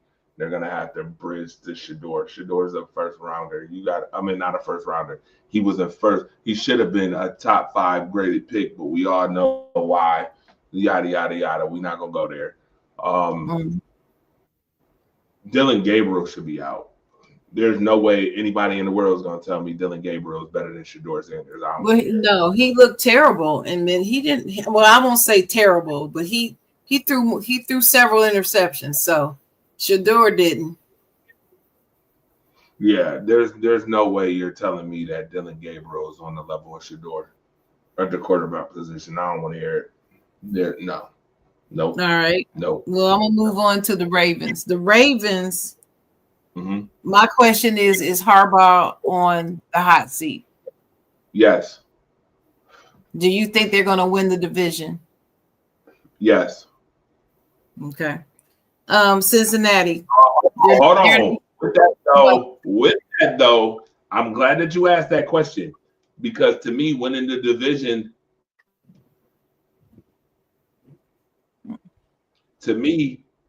Harbaugh winning the division puts him in even more of an indictment if they do not get to where they need to go. Winning the division to me is not good enough to keep Harbaugh's job at this point. To me, Harbaugh has to make a AFC championship appearance or a Super Bowl appearance minimum to keep his job. Minimum. That's minimum. Okay. Because to me, and I'll ask you this question, how many coaches have had the same quarterback for 7 years and not made it to a Super Bowl? How many coaches have done that in the history? Not many.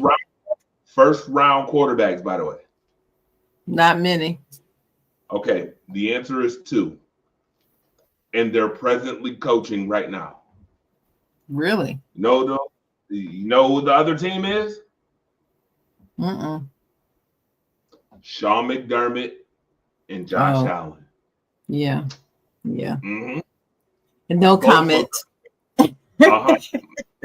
I won't talk about the Bills. I won't. But I keep the same energy though, Charlie girl. I keep the same energy when it comes to Harbaugh. I know you do. They are both to me on the hot seat this year, and at minimum, you have to make the AFC Championship game. At minimum. Okay. So Cincinnati, they don't have a good defense. Is their defense going to be their downfall? Absolutely. Again, Cincinnati's defense is going to be the reason why they don't make the playoffs again.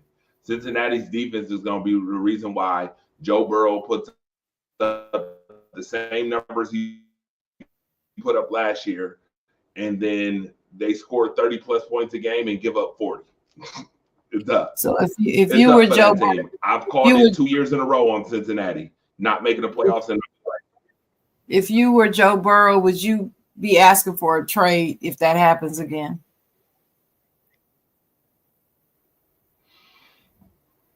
No, I would be asking. And here's here's what happens when you get phenomenal players on your team and then you don't perform. Now, remember, Cincinnati have been to the Super Bowl. Cincinnati been to the Super Bowl. You went from Super Bowl to not making the playoffs in less than a 3-year span, in multiple years. Zach Taylor, to me, is on the hot seat. Hendrickson still hasn't been paid. He's your best pass rusher, had the most sacks last year. In the last 2 years, he has 35 and a half sacks, if I'm not mistaken, and you haven't paid him. To me, that is a backbreaker for a coach if you miss the playoffs again.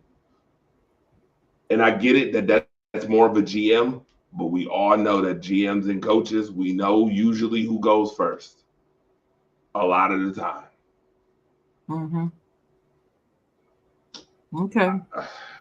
So I'm gonna move on to my team. I'm gonna finish up with the Steelers. I like I said about TJ, I don't know why they're taking so long to pay this brother. They need to pay him. But we got Aaron Rodgers, DK Metcalf, and Jalen Ramsey all in the same locker room. You think that's gonna work? I think it's gonna have to work for the sake of if Pittsburgh actually wants to make a legitimate run, a legitimate playoff run. I think here we go again. I'll be honest, and I love Mike Tomlin as a coach, and I'm all about Black excellence, but Mike Tomlin is on a hot seat too. There's going to be a time. There's not too many coaches that have coached for the same team 20 years in a row. You have not made the playoffs 7 years, or you have not won a playoff game 7 years running. You've been had 18 winning seasons in a row. You're the only coach that hasn't had a losing season. Yet you haven't won a playoff game in 7 years. You're becoming Marvin Lewis. We all know what happened to Marvin Lewis with the Cincinnati Bengals pass. I think right now Pittsburgh is on a put all the cards on the table now, because eventually losing Tomlin as a coach, and you may lose some other players coming up, and you might be in rebuild mode in the next couple seasons. So put your chips on the table now. I mean, you got big play Slay back there now. You got Darius Slay. You got Porter Jr., who was phenomenal last year. You lost Mika, but you got Jalen Ramsey, who I'm hearing may even take snaps at safety. Now, you still have Cameron Hayward. You have Hightower. You still have a lot of good pieces on defense that you can work with. You still got TJ Watt. You have a lot of good pieces. My only thing is, if Pittsburgh can move the chains, can they get in the consistently being able to move the chains? If they can get in the third and short situations, you got Cordell Patterson, who was balling out last year before the injury when Najee went out. You got him. This is to me, you guys are in a put up or shut up year. You don't put up. I think it's a. Well, I just do you see the pattern? All four coaches in the AFC North are on the hot seat. All four of them. Yeah, Kevin Stefanski too. That's what I'm saying. They're all four on the hot seat.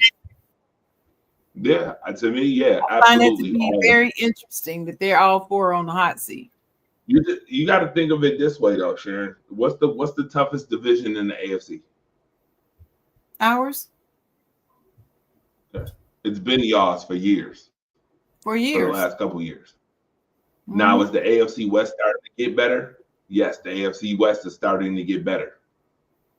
Little by little. The AFC West this year, I expect 3 teams from the AFC West this year in the playoffs. I expect it. I expect it. I only expect 2 from the North, 3 from the West, 1 from the East, and 1 from the South this year. I don't believe in the Indianapolis Colts. I don't believe in the Jacksonville Jaguars. I don't believe in, I'm sorry, I forgot Tennessee Titans. I almost forgot them. I don't believe in them. I don't believe in the Dolphins. I don't believe in the Jets, and I don't believe in the Patriots. So that leaves 7 teams. Besides the Raiders, who might get a little better, and I don't believe in them either. I think they got a couple years to go before they get to a playoff. Cleveland, I don't believe in. That leaves those 7 teams. To me, everybody been hollering about Denver. I'm like, Denver ain't going nowhere. Oh, you think? Wait a minute. You think Denver not making the playoffs? We might have our first debate. I didn't say they're not going to make the playoffs, but they ain't going nowhere. Oh no, Denver is the first round. To me, I think Denver's the first round out again, like they were last year. But yeah, well, yeah. That's the AFC. What you got for the NFC? I got questions. Go ahead, ask me some questions about the NFC North. All right, look, I'm gonna end with your Packers, but I'm gonna start with the Lions. So they signed the safety Kirby Joseph. And Hutchinson returns. I forgot his first name. What's his first name? Aiden. I can't stand that man. I hate him. I swear I hate that dude. With every fiber of my being, I hate him. But that dude can play. He can ball, man. He is a beast. And he's coming off of his severe injury. So do you anticipate that he's going to be fully ready and able to ball out of control like he was before he got hurt? My answer is yes. Okay. Also, they didn't do really anything else very exciting in these recent signings. I didn't see anything that jumped out at me. The Bears either, except for they re-signed that Dayo Adeyingo, the edge rusher for the Bears. They needed him because that's all they had. Then with the Vikings, they got the running back. They got Aaron Jones back. He signed a 2-year deal. And then I think I can see that they were focusing more on the defensive side of the ball because they got the 2 defensive tackles they needed to re-sign with Jonathan Allen and Javon Hargrave. So they got both of those.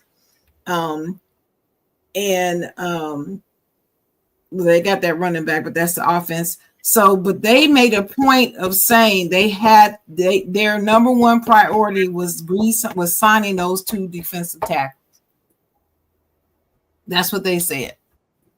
Okay, and they should have done that because the Vikings defense has been struggling like the last 3 seasons.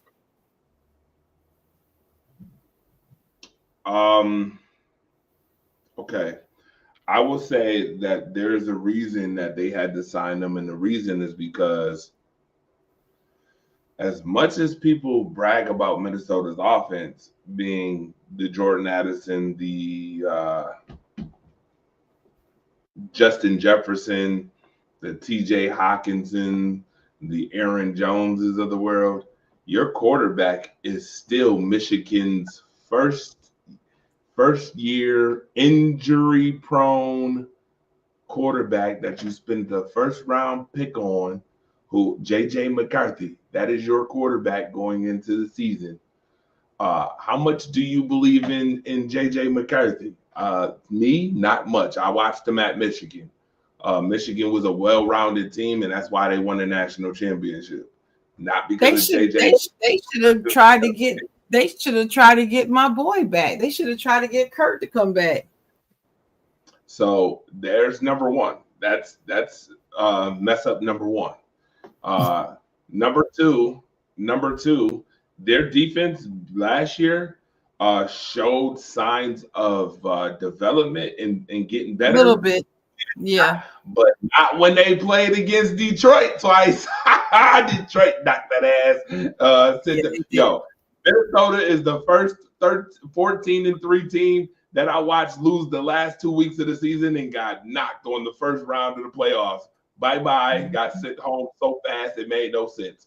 I think that they regressed this year because J.J. McCarthy is their quarterback. I'm gonna be honest with you. Sam Darnold was very fortunate to land into that situation because we remember Sam Darnold as a Jet. And the last 2 weeks of the season for Minnesota, he went back to being the New York Jet that he is. He showed his true colors. And J.J. McCarthy, I feel like, is going to be seeing ghosts this year too. The Chicago Bears, as much as people keep trying to tell me that the Chicago Bears is going to be so great, I'll be honest with you. I don't see it. I don't see it. I do not see it. Caleb Williams is going to be all right, but going from 5-12, they'll probably win 7 games this year at best. I'll give them 7 at best. Yeah. I don't see them beating Detroit. I don't see them beating Minnesota. And we for damn sure know that Green Bay own them. So that's what I was getting to. I was getting to your Green Bay Packers. They didn't do a whole, they didn't have a whole bunch of activity. But is it because they pretty much have most of their good pieces in place? Yeah. So Green they didn't have to do much? Green Bay has always been a team of development, developing their players. Green Bay has always been to be honest with you, Green Bay is probably one of the best developing teams. If you want to develop players, along with the Pittsburgh Steelers, are one of the better development for individual players that I've seen in the league. They develop players very well. They get the best and the most out of their young talent a lot. That's been tradition. They are a development. We'll develop our players. We don't make a whole bunch of splashy moves type of organization. So, I mean, let's be real. They have Josh Jacobs, who showed out last year, who was the best running back a couple seasons prior. He showed out last year. You have a wide receiving core that is phenomenal now, and you added the addition of Matthew Golden, who that first round talent, who I think is going to be phenomenal, in Christian Watson's replacement. And you already had Wicks. And the crew. I think they're going to be damn good this year. Offensively, they're going to be really good. Defensively, I think they're going to get better. I think as the season progressed last year, they got better. They just ran into the Philadelphia Eagles, which was sad because the Eagles beat them. But I think they gave them the toughest challenge in the playoffs besides the Rams in the playoffs. The Green Bay Packers and the LA Rams gave Philly their toughest challenge in the playoffs. So I expect Green Bay to build on that. And I expect them to win the division because Jordan Love is a good enough quarterback. Yeah, that was my question. That was my final question, was who did you think was going to win? And I agree with you. I'm picking the Packers to win this season. Yeah, Detroit Mufasa is going to fall off of Pride Rock this year. They lost how many coaches this year? A lot of people don't think that Dan Campbell is such a great coach. A lot of people think that the Lions last year were good by committee because of the coaching that they had last year. All of those coaches are gone, Sharon. I was about to say they're gone. They got other jobs, didn't they? Yeah. Everybody got some head coaching jobs. So I feel like that's gonna be very interesting. The Chicago Bears, I do not believe in the Bears at all. I have no reason to believe in them. They have shown me years and years and years who they really are. And I just don't believe in the Bears. And the Minnesota Vikings, again, J.J. McCarthy is your quarterback. I see them regretting. I see Minnesota actually being maybe the third place team. Detroit may they regress and be the second place team, but I think the Bears are still last. They don't even have Keenan Allen no more. Keenan Allen's gone. By the way, that's the other person swinging back to your Pittsburgh Steelers. See how this just went full circle real quick? That's who I think the Pittsburgh Steelers should go get. I think that they should pick up Keenan Allen. Yeah. Really? To solidify, to solidify that number 2 spot. You got DK Metcalf and Keenan Allen as your 1 and 2. I think that's a good, solid 1-2. I don't know about solid. It might be serviceable. No, you didn't use that serviceable word. Serviceable. Oh, they might be serviceable, but I don't know about solid. I'm just not feeling good. I'm not feeling good about any part of any of them, any line. I'm just not feeling good about any of them. Ooh, I'm just not. This is the first time. This is the first time in decades that I have not felt good about my team. And I just don't. I'm always confident. Every year, every season, I sit on these shows. And I remember when I used to do the Buck Flair show, and I would sit on there and I would listen to everybody say, oh, the Steelers, this is going to be Mike Tomlin's first losing season. And I just sit there. I don't say nothing. Then they say, oh, and they're going to lose a division. They're going to be dead last. I remember one season, one of your guys or somebody's guy said that they were only going to win 4 games. We ended up winning 10. I mean, it's every season. It's a whole bunch of bullshit thrown my way about this team, about my team. And I sit there and I'm like, well, we're not losing the division. We're going to have another winning season, and we're making the playoffs this year. So we did, even though people said we wouldn't. This year, if I'm on that show this year, I don't know what I'm going to say. I just don't. I have no confidence in it. None. I'm still excited, for the first game for opening day. I'm still excited for the season because I love football and I just love watching my team. I love twirling my terrible towel. I love the whole experience. But damn it, I want us to win. I don't want to be laughed off the field. We're Steelers. We're the Pittsburgh Steelers. We're not the Jaguars. We're the Steelers. We're supposed to be winning. Yeah, so that's my ending soliloquy on the subject. All right. Well, we in overtime, folks. By the way, the phenomenal Sharon Mullen has been on here, the Chocolate Girl. Tell them where they can find you. Tell everyone. Well, okay, so the Chocolate Girl is actually the chocolate writer because I am a writer like yourself, Andre. And my website is The Chocolate Writer, WRITER.com. And you can head over to my website and see the things that I do, the services that I offer. Every week I do Talk Your Ish Tuesday on Tuesday nights at 8:00 with the Inner Thinkers podcast and Ron Thomas and Dennis Holmes. I do that with them. Some Tuesdays I do have to skip because I'll be taking care of my little grandbaby. But most of the time, that's where you'll find me on Tuesday nights on YouTube and Facebook. Talk Your Ish Tuesday, Facebook and YouTube, 8:00 p.m. Saturday mornings at 10 a.m. I do the Side John, JAWN. You can join our Side John group where we have engaging conversations and we take letters to the Side John that we do read on the air and offer advice. We give great advice.